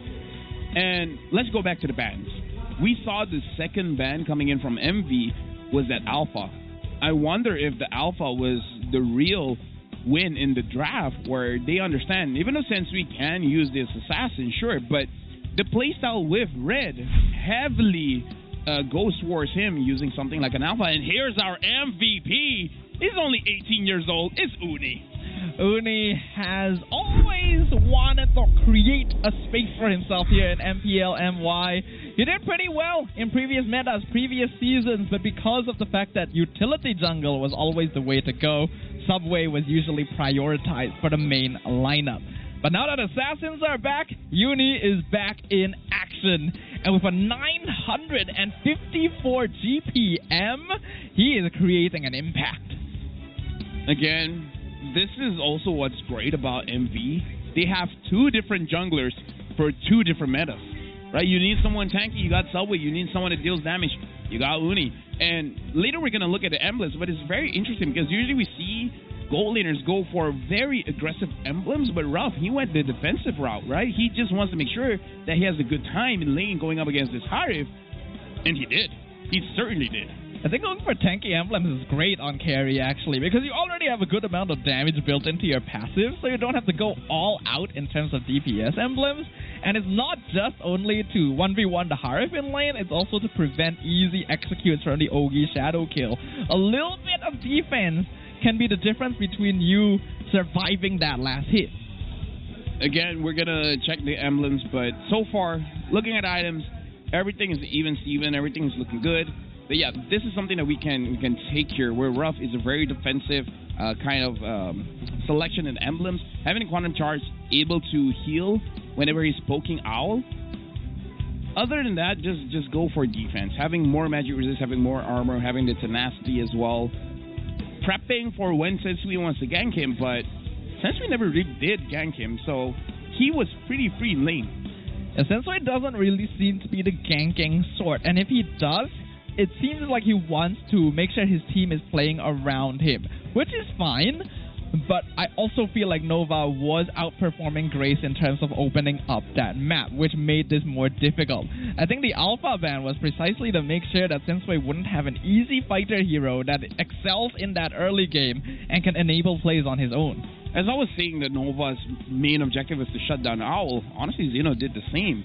He just caught Owl whenever he wanted to go in with his Almond Force, and he's just like, have you ever played basketball? I'm gonna let you feel how it feels to be the basket. He kept dunking. It actually is. He kept dunking. Zeno was slam dunking on Owl throughout that entire game. He may be the daydreamer, but Owl was put in a nightmare.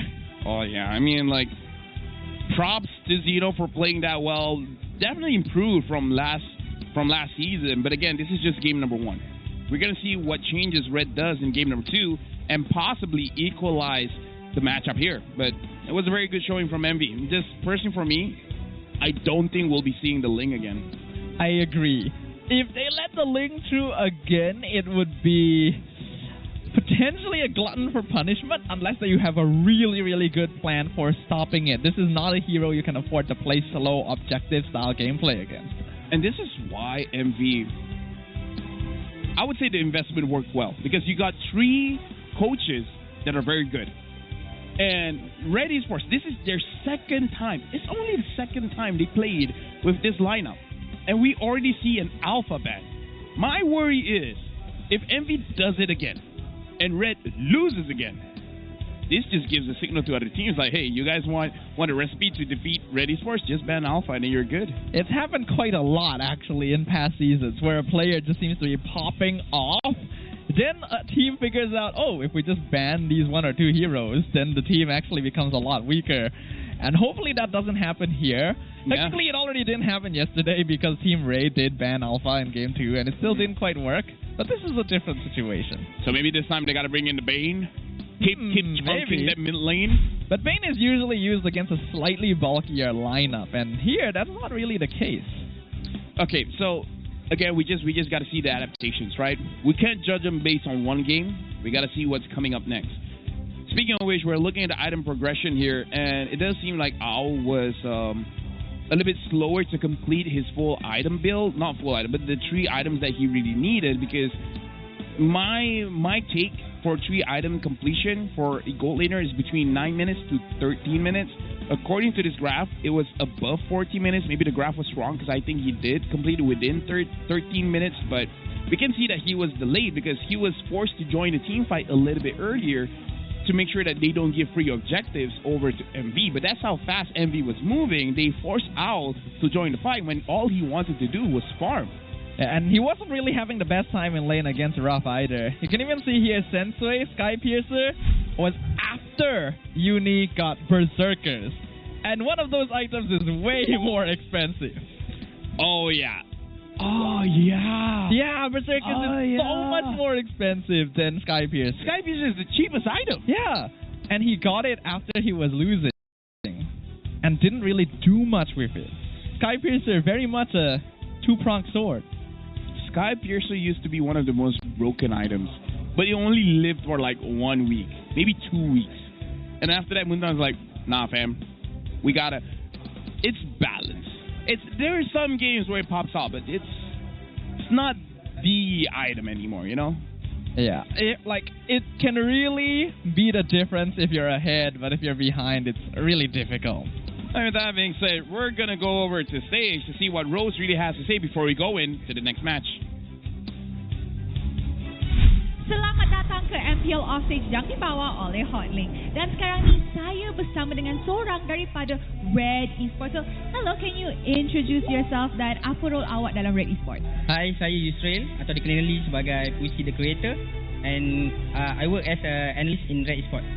Okay, so macam kita tengok semalam, actually Red dah tukar lineup baru daripada semalam. So, kita nampak juga daripada new lineup tu, playstyle berubah yang sangat drastic. So, as an analyst, you tengok dua-dua lineup ni, in your opinion, playstyle mana yang sesuai dengan team ataupun dengan patch yang korang nak buat sekarang ni? Okay, sekarang ni seperti kita tengok game tadi, sebenarnya kalau ikutkan kami sebenarnya kalah comeback. So, kita orang try fix balik mana yang rotation salah ke apa. So, kita bagi make sure kita orang menang balik lah. Alright, now you cakap pasal game pertama tadi. Adakah Red Esports tak expect Monster Visions untuk main macam tu? Actually kita orang, kalau perasan kita orang during drafting pun kita orang memang dah expect apa yang diorang nak pick semua. Cuma execution, dari segi execution kita orang kurang sikit. Jadi kita orang try repair daripada situ lah. Okay, now apa kelebihan lineup Red Esports sekarang berbanding dengan lineup yang Red Esports keluarkan masa minggu pertama? Lineup yang sekarang lebih fokus, lebih passion untuk menang lah. Okay, now kita boleh nampak daripada lineup ataupun dari segi roster Red Esports that korang bawakan nama besar. Okay, korang ada ex-blacklist players which is Sensui dan juga Owl. Now, dorang ni dua-dua import and dengan main dengan team yang full local. Now, apa beza ataupun macam mana mereka tengah adapt dekat Malaysia dan juga untuk Red Esports? So far for Sensui and Owl, kita orang bagi dia makan macam-macam. Kita orang bagi dia kenal culture Malaysia, dan kita orang sekarang banyak buat bonding time. Kita orang pergi paintball and everything so that they will feel at home. in Malaysia. Apa makanan favourite dorang sekarang ni? So far dia banyak makan nasi kandar. Wow, Yes. nasi kandar biasanya import makanan. Tapi dorang goreng. memang pelik sikit sebab dorang yang saya perasan from previous experience kan. Philippines normally they eat nasi kandar without gravy. They just eat fried chicken and then white rice.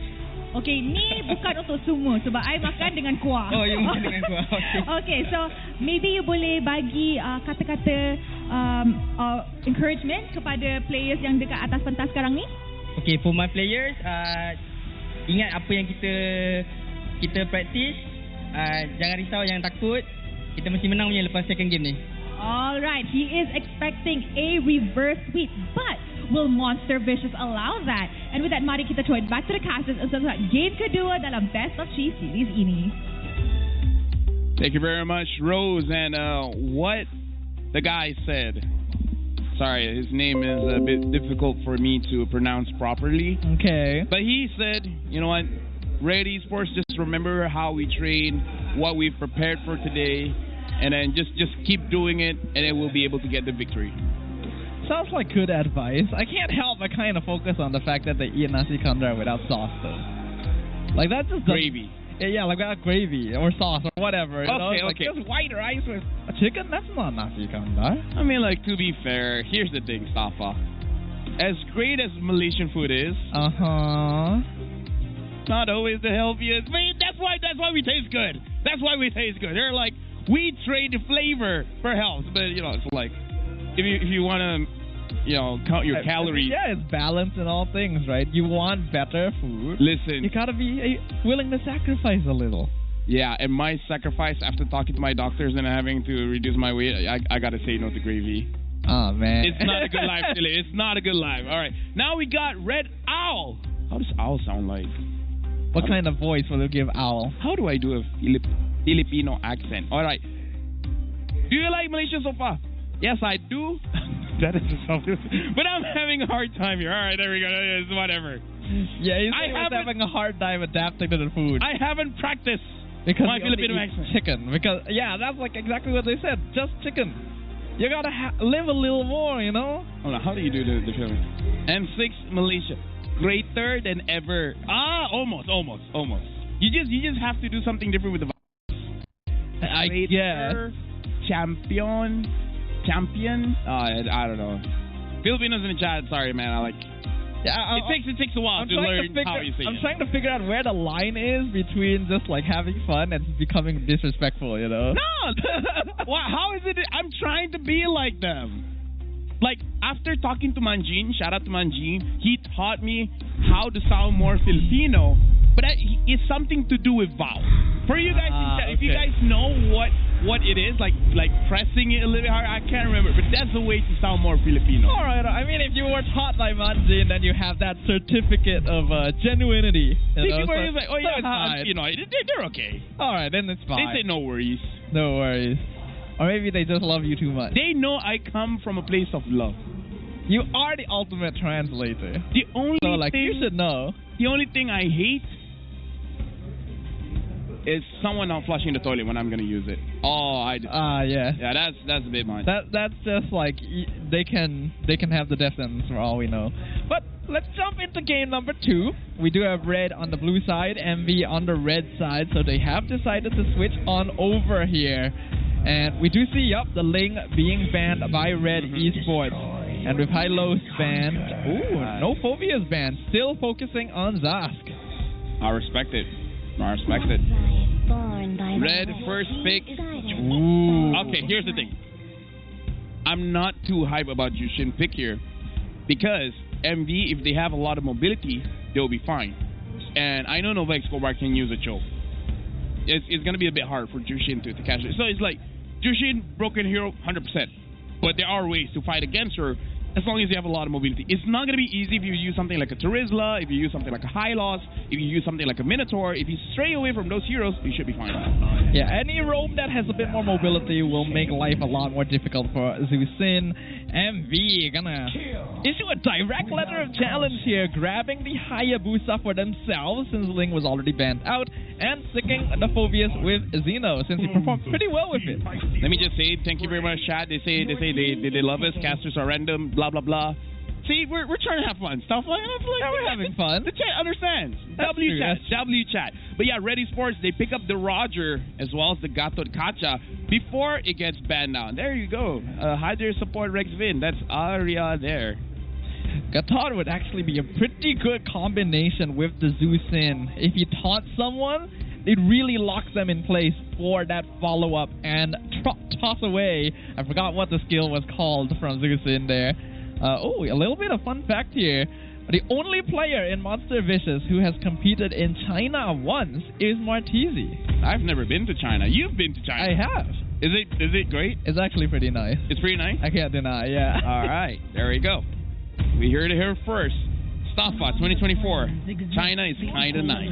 Yeah. Ooh, whoa. Wow. Whoa. Whoa. What is this? Whoa. Where did this come from?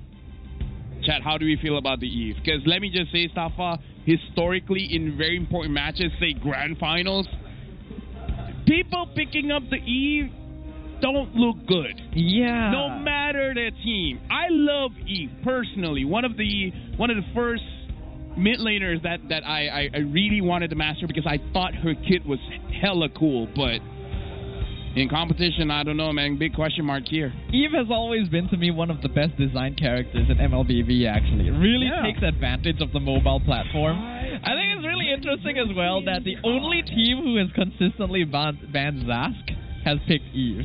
Like, there's just some canon lore happening here. I mean, Eve is good at river control. Let's put it that way, right? Eve is good in two situations. Controlling junglers that don't have a lot of dash, i.e. tank junglers, the fighter junglers, not really against assassins, so that's number one. Number two, fighting around turtles, fighting around lures. You can poke them out, you can slow them down, making it easier for your frontliners to engage. We'll see. I mean, Eve got bumped her damage numbers a few patches ago. No team has picked it up so far, but oh, I really like the Nolan. I like the Nolan ban as well because even Chad was like, yeah, Nolan's a good pick here. We've been reading chat. They specifically said as well, since we're known for utility junglers, the only assassin he's really good on is Nolan. So Monster Vicious have done their research. And another person did actually mention the Matilda, actually.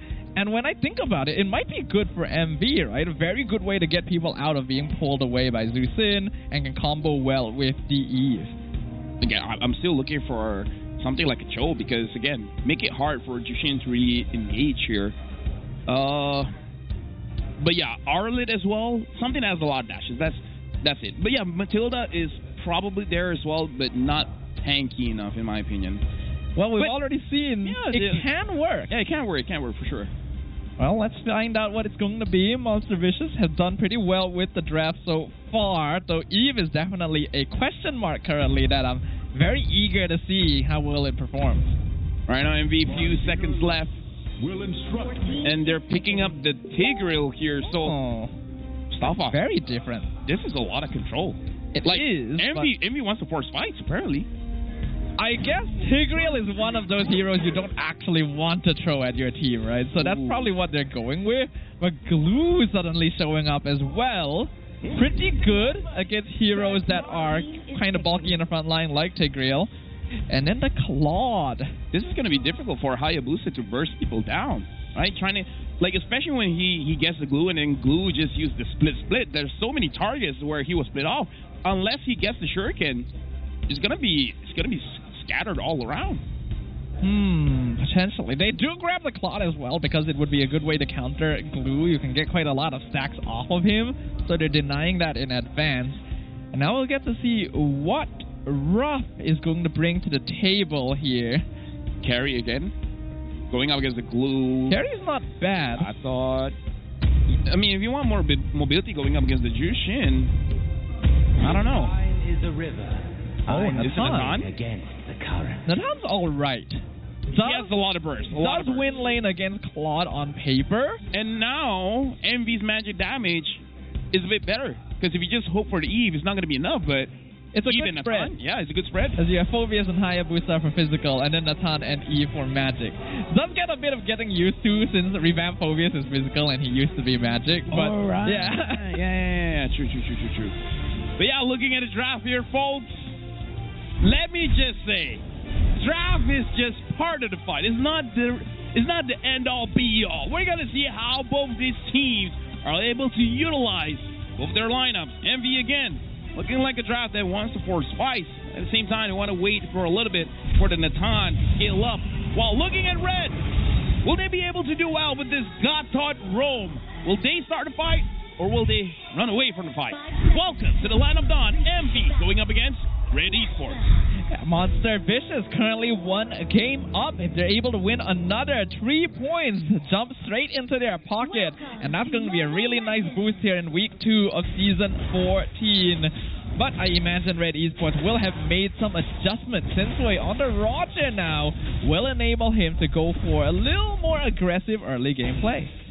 Now we're going to see if Monster Vicious made the right choice to let Jushin go. But we did talk about how if Jushin pulls the Tigreal will pull the sinister smile. You know that meme? Yes. Yeah. He'll be like, I didn't have flicker, but you've done it for me. Very much that situation for anyone who plays Tigreal. But Kim is a very aggressive mid laner as well, so something like Zusin should fit his playstyle, though his timing going to need to be quite important because he is actually getting outpoked by Martese. Yeah, and Martese, again, has been showing up. Like, ever since fighting with Toda, he has been one of the key players of how Monster Vicious gets this W. Looking at the emblem set here, looks like the Claude is going to be a little bit more defensive, having the tenacity, but it looks like Ruff is going full on damage, having the Bargain Hunter as well, trying to make sure that he gets his third item, probably by 10 minutes. Natan is a hero that scales really, really well into the late game, so having more damage will help him reach those peaks a little bit quicker. I do gotta ask though, we haven't seen Glue in a long time. How's his lane against Phobius, you think? Honestly, it's very solid because as long as basically it's very hard to kill this Glue, as well as he's a very good healer and initiator in the fight. Glue is prime for a meta where Fredrin is relevant again, but having 2 tanky heroes here, he looks good.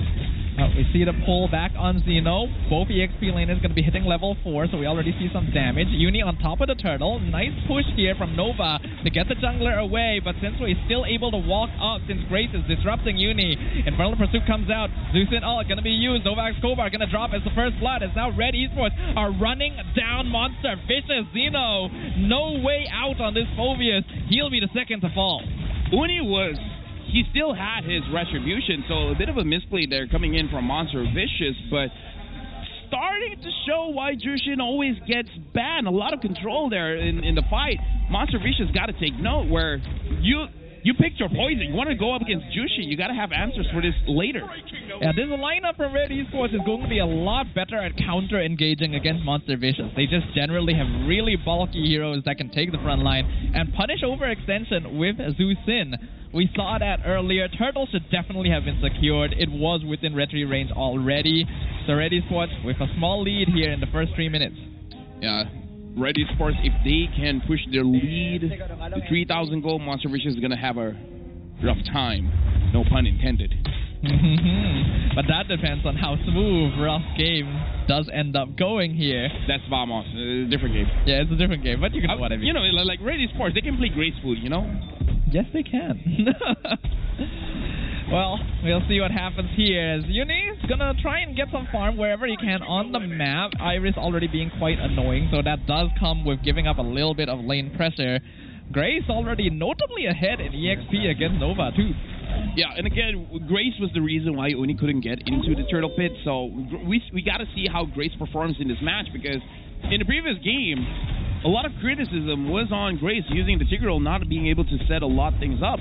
So now in this game, we got to look at both roamers as well. If Nova Escobar can get very good setups for Monster Vicious, then it'll be a wake-up call for Grace. But if Grace performs well, he can just say, it's just not my hero. Give me a gacha, and you'll see me pop off. Will he pop off indeed? Grace has been around for a little while, though he's still a very new player to MPL himself. And now we see the taunt onto Nova. Uni jumping in, gets the retry. Little bit of payback from earlier. Steals the turtle this time from Sensui.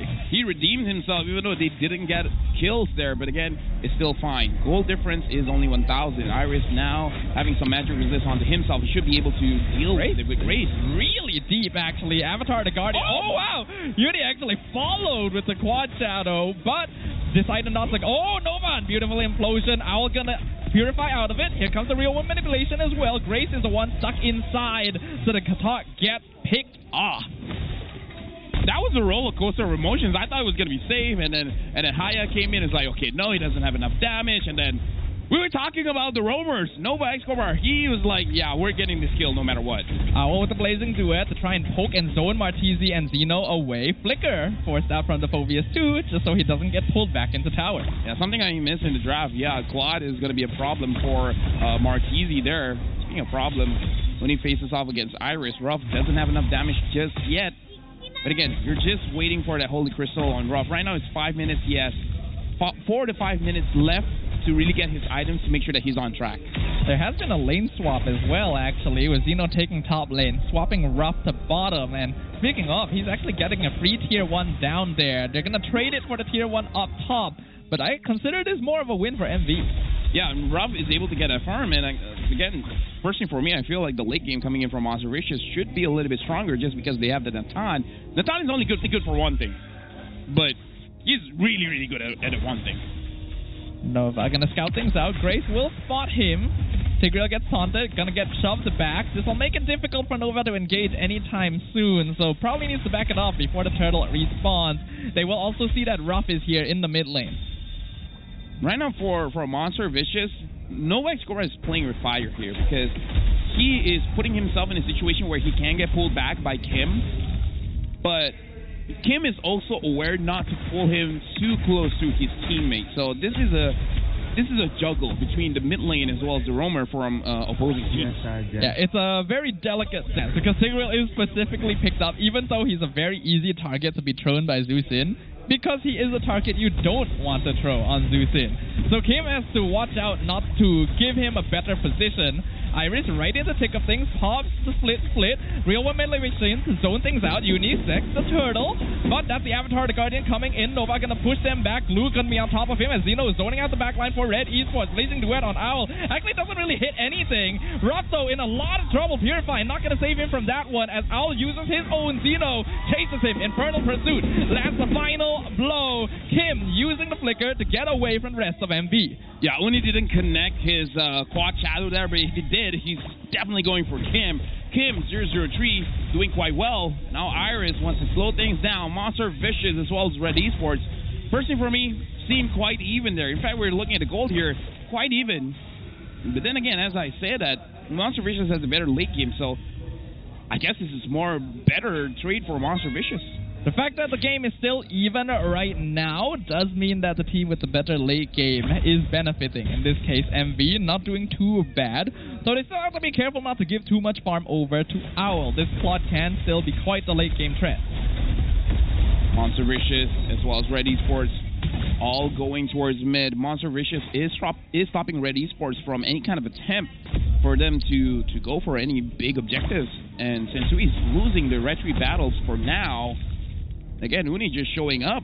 Like, he hasn't played for quite a while because it wasn't his meta, but now that it is, he's making good use of this opportunity. Yep, so he still hasn't been having the best success with Hayabusa. Definitely a hero you ideally want to have 1 or 2 kills on by now, though since he hasn't died, still in a better shape than Sensui was in game number 1. While we're having time here, shoutouts to I Am Luna, because apparently if Red Esports loses, he's gonna go bald. So I did see that in chat. Yeah. Shoutouts to him. You know, if you do it, you're a Chad. You know, let us know if that happens. Hold on, Nova with the Sacred Hammer pushes Iris back. Ogi Shadow Kill not going to be committed here since that is a glue after all, and he still has split. Right now for Monster Vicious, looking at Ruff, it is 9 minutes, and I don't see him completing the Holy Crystal just yet.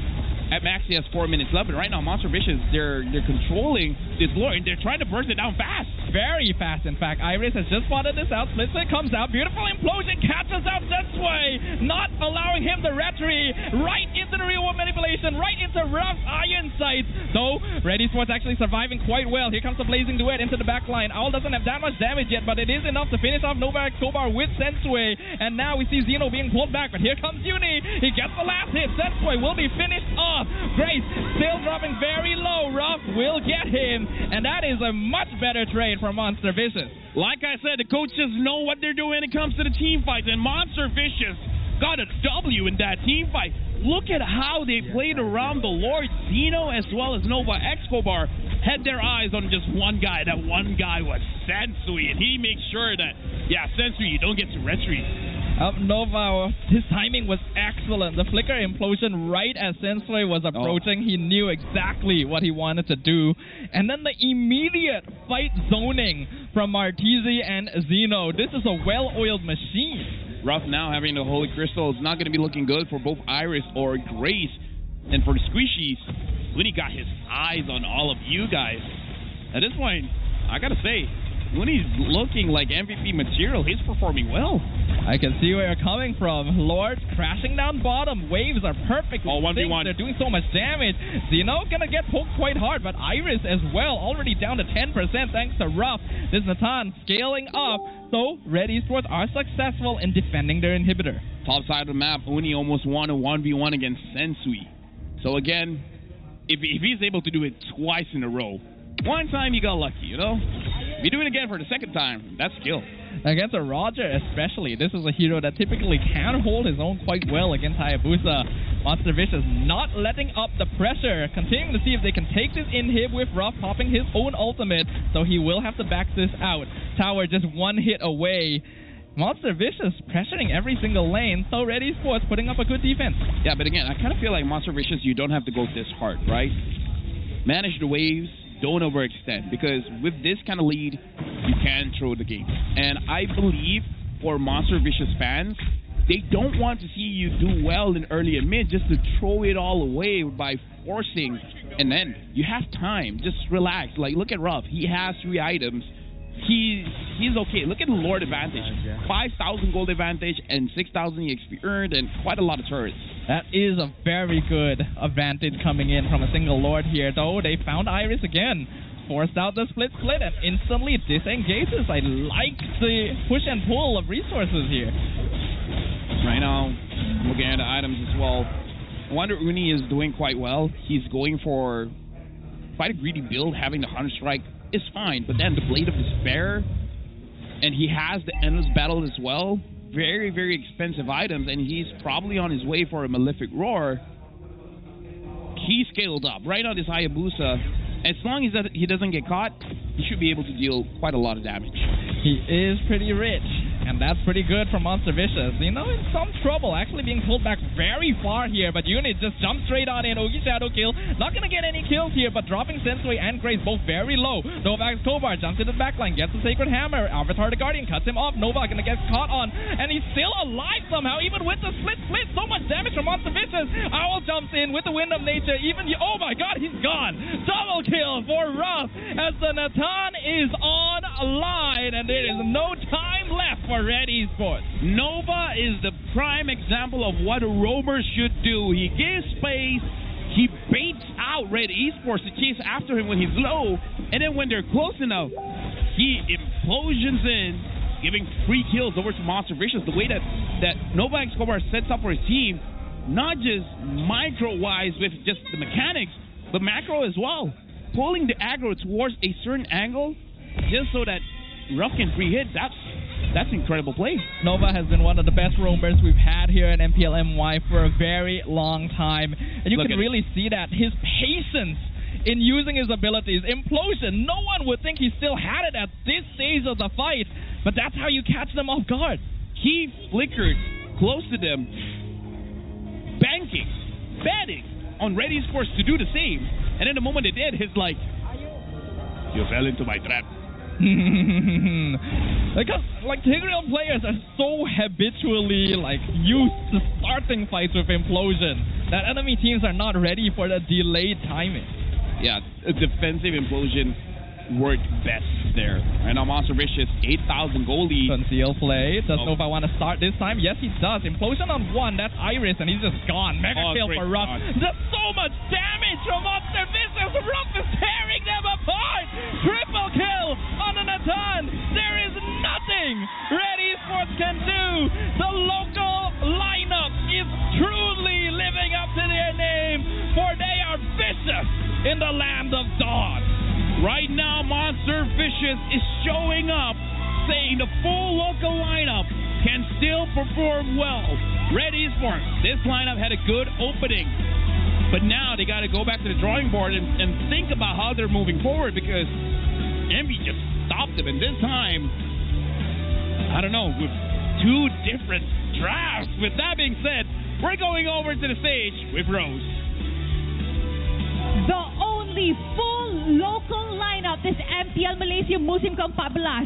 2 berbalas kosong, 3 mata penuh untuk pasukan Monster Vicious. First of all, guys, congratulations. Itu adalah game yang very well done. Okay, Martizi dulu. Alright. Martizi, peganglah mic. Okay. Kan dekat video tu, apa ni? Team cakap you yang selalu marah dorang sebab you yang baru. Yang cakap apa? Kita cakap apa? Kan kita buat video yang apa ni, siapa paling dalam team, lepas tu dorang cakap you yang selalu marah sebab you yang baru. So kita start with you dulu. Sebab ni diorang bagi diorang selalu kat screen jenis yang macam barbar kan.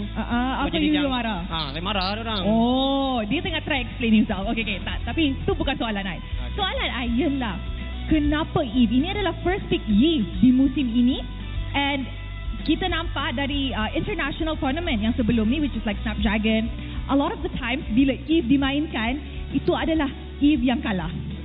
Most of the time, AP brand pun tak jadi guna Eve. So kenapa Eve, and apa buat Martizi perform dengan Eve yang sangat-sangat baik? Eve saya rasa diorang yang tak boleh lawan Eve saya kot. Sebab Eve saya biasa-biasa je saya rasa. Oh, so you rasa it's pilot issue lah. Pilot issue kot. Lagipun saya saja lepas Zusin kat dorang. Kan Zusin dorang gacor sangat, biasa. Biasa je. Oh. Okay. I like. Okay, apa kata kita pass mic kepada Raf? Hello. Okay, Raf, you baru je lawan dan menang against ex-blacklist player iaitu Owl. Apa perasaan main satu lane dengan dia, dan macam mana experience awak? You rasa easy ke? Senang ke? Was it hard? Apa yang jadi? Cuba explain. Bagi saya Ulto masih average goal laner untuk dilawan. Oh, so you're saying Raf is better, the Malaysian local is better? Yeah, I'm the better. Alright, he's better. Okay, these boys they're pretty spicy today. Okay guys, kita nampak daripada dua-dua game tu ada satu player yang sangat-sangat stand out. Tapi kita tanya pula dekat fans yang hari ke MBSJ, siapa player yang korang rasa sepatutnya deserve MVP? Alright guys, mari kita tengok MVP perlawanan ini in 3, 2, 1. MVP perlawanan ini jatuh kepada Uni. Alright, Uni, satu lagi local jungler yang sangat-sangat underrated, going up against Sensui, another import. Apa perasaan lawan dia? Adakah itu bagi awak menang jungling dengan mudah, ataupun itu adalah satu benda yang susah? Aku sebenarnya tak ada. Perasaan lawan Sensui semangat lah, sebab bagi saya Sensui ni salah satu idola jungler saya zaman dekat Blacklist. Sebab dari dia memang orang cakap on fire lah. Tapi bila saya lawan dia, saya rasa macam biasa je pula.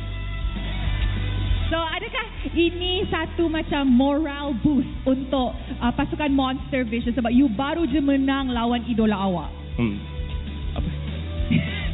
Dia dulu pasal dia tak sure. Okay. Dia tengah bincang. More boost lah. Sebab Ya, lawan orang yang saya idolkan dah lama kan. Tiba-tiba dia datang kat MPL Malaysia, duduk kat red. Lepas tu tiba-tiba saya lawan dia pula kan. So memang happy lah bila menang lawan dia. Alright, can we please pass the mic to Haru, please? Alright, coach. What do you have to say about today's game? How do you feel your boys did? And going up against Team Ray, do you guys think you guys are actually very ready for it?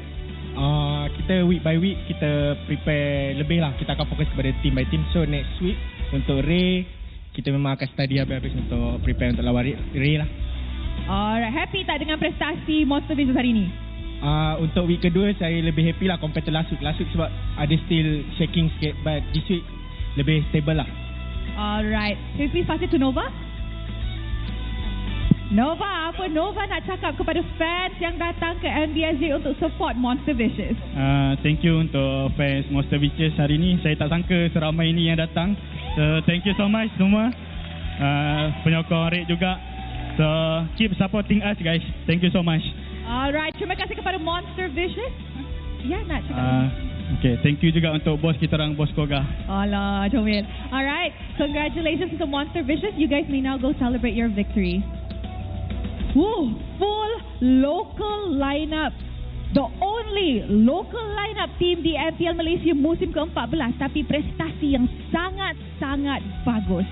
Sebelum kita start last match of the week, mari kita dengar mic check daripada pasukan Monster Vicious.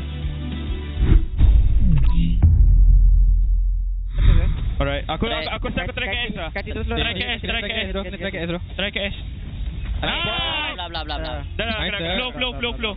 Cici. Clock. Shadow aku 5. Nice, baik. Zusi tak ada apa-apa. Glue belakang kau. Dah fikir bot. Glue belakang kau. Glue belakang kau. Aman. Flow. Aku flow tak. Tak ada flicker guys, Zusin. Alright. Aku tak shadow. Glue mati. Tengah clock. Jap, sabar. Tunggu shadow aku. Roger jauh dah. Roger. Targeting. Nice Bob. Mati. Main. Nice Tom. Okay, chill guys. Bawa mid. Bawa.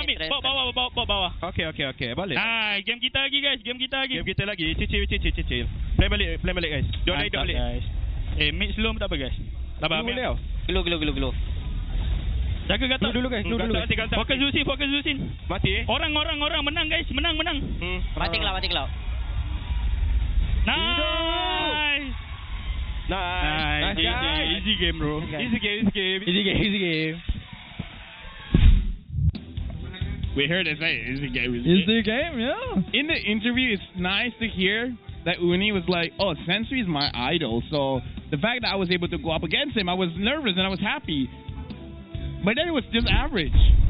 It did seem that way. It's the vibe of them. They're like, oh, we were looking up to them and we're ready to fight. But then, I guess they're not that great. I like that Monster Vicious is appearing more and more confident. Because I'm sure that, like, this team has been together for a while, actually. They didn't do a lot of switches to their lineup this season. So they have a lot of chemistry. They have a lot of experience. And I still remember when they were newer to MPL, you could tell that they were a bit awkward, not a lot of confidence on that stage. But they really have a reason to celebrate here. This was genuinely good, solid gameplay. Yeah, not gonna lie, I'm very excited to see how MV continues to grow. Yeah. Because one of the things that I like that is kind of underrated is their preparation. Looking at the bans, we don't see those kind of bans for quite a while. So whenever I see a team going for targeted bans instead of meta bans, in my head, that shows preparation. And we've seen teams having a lot of coaches. But MV, it looks like they utilize all of them. I do think so, because Haru and Sora have both been coaches with a lot of accolades here in MPL MY, known for being able to understand their players very well, picking out good drafts that are appropriate to not just their team, but the enemy team. And we saw that here in both games. Uni, the MVP of the match, really standing out, being able to defeat one of his idols, a 13-110 KDA over 2 games on 2 different assassins is so good to see. And again, it's not just Uni. That's the great thing about MV, right? It's not just Uni. Mark Easy, even he said, honestly, my Eve isn't that great. I don't know why they couldn't fight against it. But it was so good this game. It was so actually. good. The 0-12. zoning was perfect. Yeah, 0-0-12, 1 assist off of a perfect game from Martizi. Nova Escobar happily sacrificing himself to set up for the team. Ruff's job is just to get the Holy Crystal and then just deal as much damage as he can. My oh my, did he deal a lot of damage. When Ruff got all his items, people were just melting left and right. Even players like Iris, who should be super tanky, having the Radiant armor on glue, just disappeared in an instant. That's how dangerous this hero can be once you get to that max itemization. Red Esports have some good ideas, and their draft is solid overall, but it just seemed like they were outplayed. They were definitely outplayed. Out-macroed, I would say, as well, because every single time we see Red trying to get some kind of advantage, MV finds a way to prevent them from getting that advantage. So this is a very good growth coming in from MV, because last season they were at the bottom of the league, right? And then Snapdragon Pro Series happened, and then they look good. They beat some international teams. If they keep up this pace, if they keep up this momentum, I'm not surprised if they can make it somewhere close to top 3. I honestly wouldn't be surprised either. I'm actually really excited to see how they'll perform against teams like SRG, like Vamos. Like, it's going to be super fun to watch. And personally speaking, this lineup here, in the hands of this team, this is easily the most disruptive team fighting I have seen out of everyone here in MPL MY. We're talking about Uni, but we really got to talk about Zeno, man. Yeah. We're talking about the best EXP laner in the league. Maybe he's not cram level yet, but he's getting up there. Like, even when the crowd was saying Zeno, even in my head, it's like, oh, wait, yeah, no, even Zeno deserves the MVP of the match. Quite a few of these players deserve MVP, honestly. Like, Uni got it because his score was really, really good, but Zeno was doing his job super well. Phobia's 2 games. Red could not get anywhere near MV because of him. Nova finding the perfect opportunities to engage, to disrupt, to stun, and then Ruff just farming up a storm and even winning those 1v1s. MV seems poised to take over the season. Yeah. Again, I kind of feel like Red should not feel down because of this game. It's just a learning opportunity to see where it really went wrong. Because if you don't lose, you don't learn, right? So at least losing at the start of the season makes it so that you have more room to grow. There is still time to adjust things, to figure out what went wrong, and to improve upon this, because this is only week number 2. Only 1/3 of the season is done so far, so this is a wake-up call for them, and we'll see what happens going into week 3. Speaking of growth, even though we're looking at the screen now, just to prep you guys at home, the upcoming match is going to be between Homeboys going up against Team Ray. Pretty sure most of our viewers, because I recognize some of the names, they were watching yesterday. You guys saw Team Ray's game. Let's see if they improve going up against Homeboys. And Homeboys, they look pretty strong. But now let's look at the Hall of Famers here. Rich guy in the carry is Ruff. 882 gold per minute, 66,000 damage dealt. Sandbag Iris, 105,000 damage taken. Best wingman, Martizi, with 12 total assists. Chiku has an eye for talent because both Martizi and Ruff were scouted by him. Yep, I still remember that. In fact, they have had time spent with Todak, both individually, and now they're branching out, they're on Monster Vicious, and doing very well for themselves. Also find it kind of funny, everyone on the screen has the same hairstyle. Should we change? Kind of common here. I won't. I don't think I can. Yeah, looking at your hair right now, I think it'd be kind of difficult. Yes. Yeah. If anyone shares the same hairstyle as you guys see here in the Hall of Fame, shout yourself out in chat. Let us know. And for those of you who are getting bald, let us know as well. Indeed. And one particular person in chat, we're going to hold you to that. Looking at the itemization here, it looks pretty standard overall. Sensui is going for the slightly more farming style, but they go Windtalker into Thunderbelt. So, actually trying to get more focus on itemization. In my head, it's very impressive how Uni really went for this build, 100 Strike going into the Blade of Despair, roughly at the same time when Sensui got his 3 items. Actually faster than his 3 items. So, which means Sensui did farm up relatively well. Look at how fast he got Endless Battle after VOD. The items just like, whoop. I think at that point where it really spiked when he got killed, he got lords and stuff. So, yeah, I feel like it is a greedy build. I want to see if Uni can keep on using this build going up against other teams. Yeah. This has been a slightly better test, but MV still hasn't really faced some of the top guns here in MPL MY so far. But with their awesome performance, they have shot all the way up to 3rd place, right behind SRG and Team Vamos. Almost like I foreshadowed it. Actually, I had no idea. I completely forgot which standing they're about to occupy. But yes, Monster Vicious is actually above JP Niners because their aggregate points is 3. JP Niners is 1. Red Esports right now having 3 total points, but -2 on the aggregate points. So they're still looking okay. For those of you guys that don't know, for you to get to the playoffs, you need to be top 6. Right now, Red Esports, they're just hovering around top 6. Looking at Toda, looking at Homeboys, they're prime competitors to jump into the top 6 as well. But looking at the rest of the members of the standings, it's going to be very tough for both Todak and Homeboys to get to that level. There's going to be a lot of work ahead of them, but Homeboys will get a chance to move up in the charts because they are going to be playing in the final game of the day and also the final game of the week. Yeah, looking at a few people here, Bro got called out, my middle part. All right, so apparently he had the middle part. And for you guys, another guy who doesn't have a middle part, Didn't Hear Soyu, will be released on 21st of September. It's the 15th now. So in 6 days. 6 days. We're good at math. When the rank resets. Oh. When the rank resets, Soyu will be released. I find it kind of funny that both you and Gideon kind of subconsciously say his name as Soyu. How do you pronounce it? It's Suyo. It's U and then O. Or you're not the only one. Gideon actually did the same thing yesterday. In fact, I think he pronounced it as Shoyu. Gideon wasn't here yesterday. Sorry, the other day. Friday, yes. It's all about mindset, Stalpa. People get triggered the way I say Kufra. Yeah. Wait, they do? Kufra. What's wrong with that? Right, what's wrong with that? That's fine to me. Yeah. Is it supposed to be pronounced differently? Is it supposed to be pronounced as Krufa? No, I don't think so. Huh. Right. We're going for a break. See you guys later.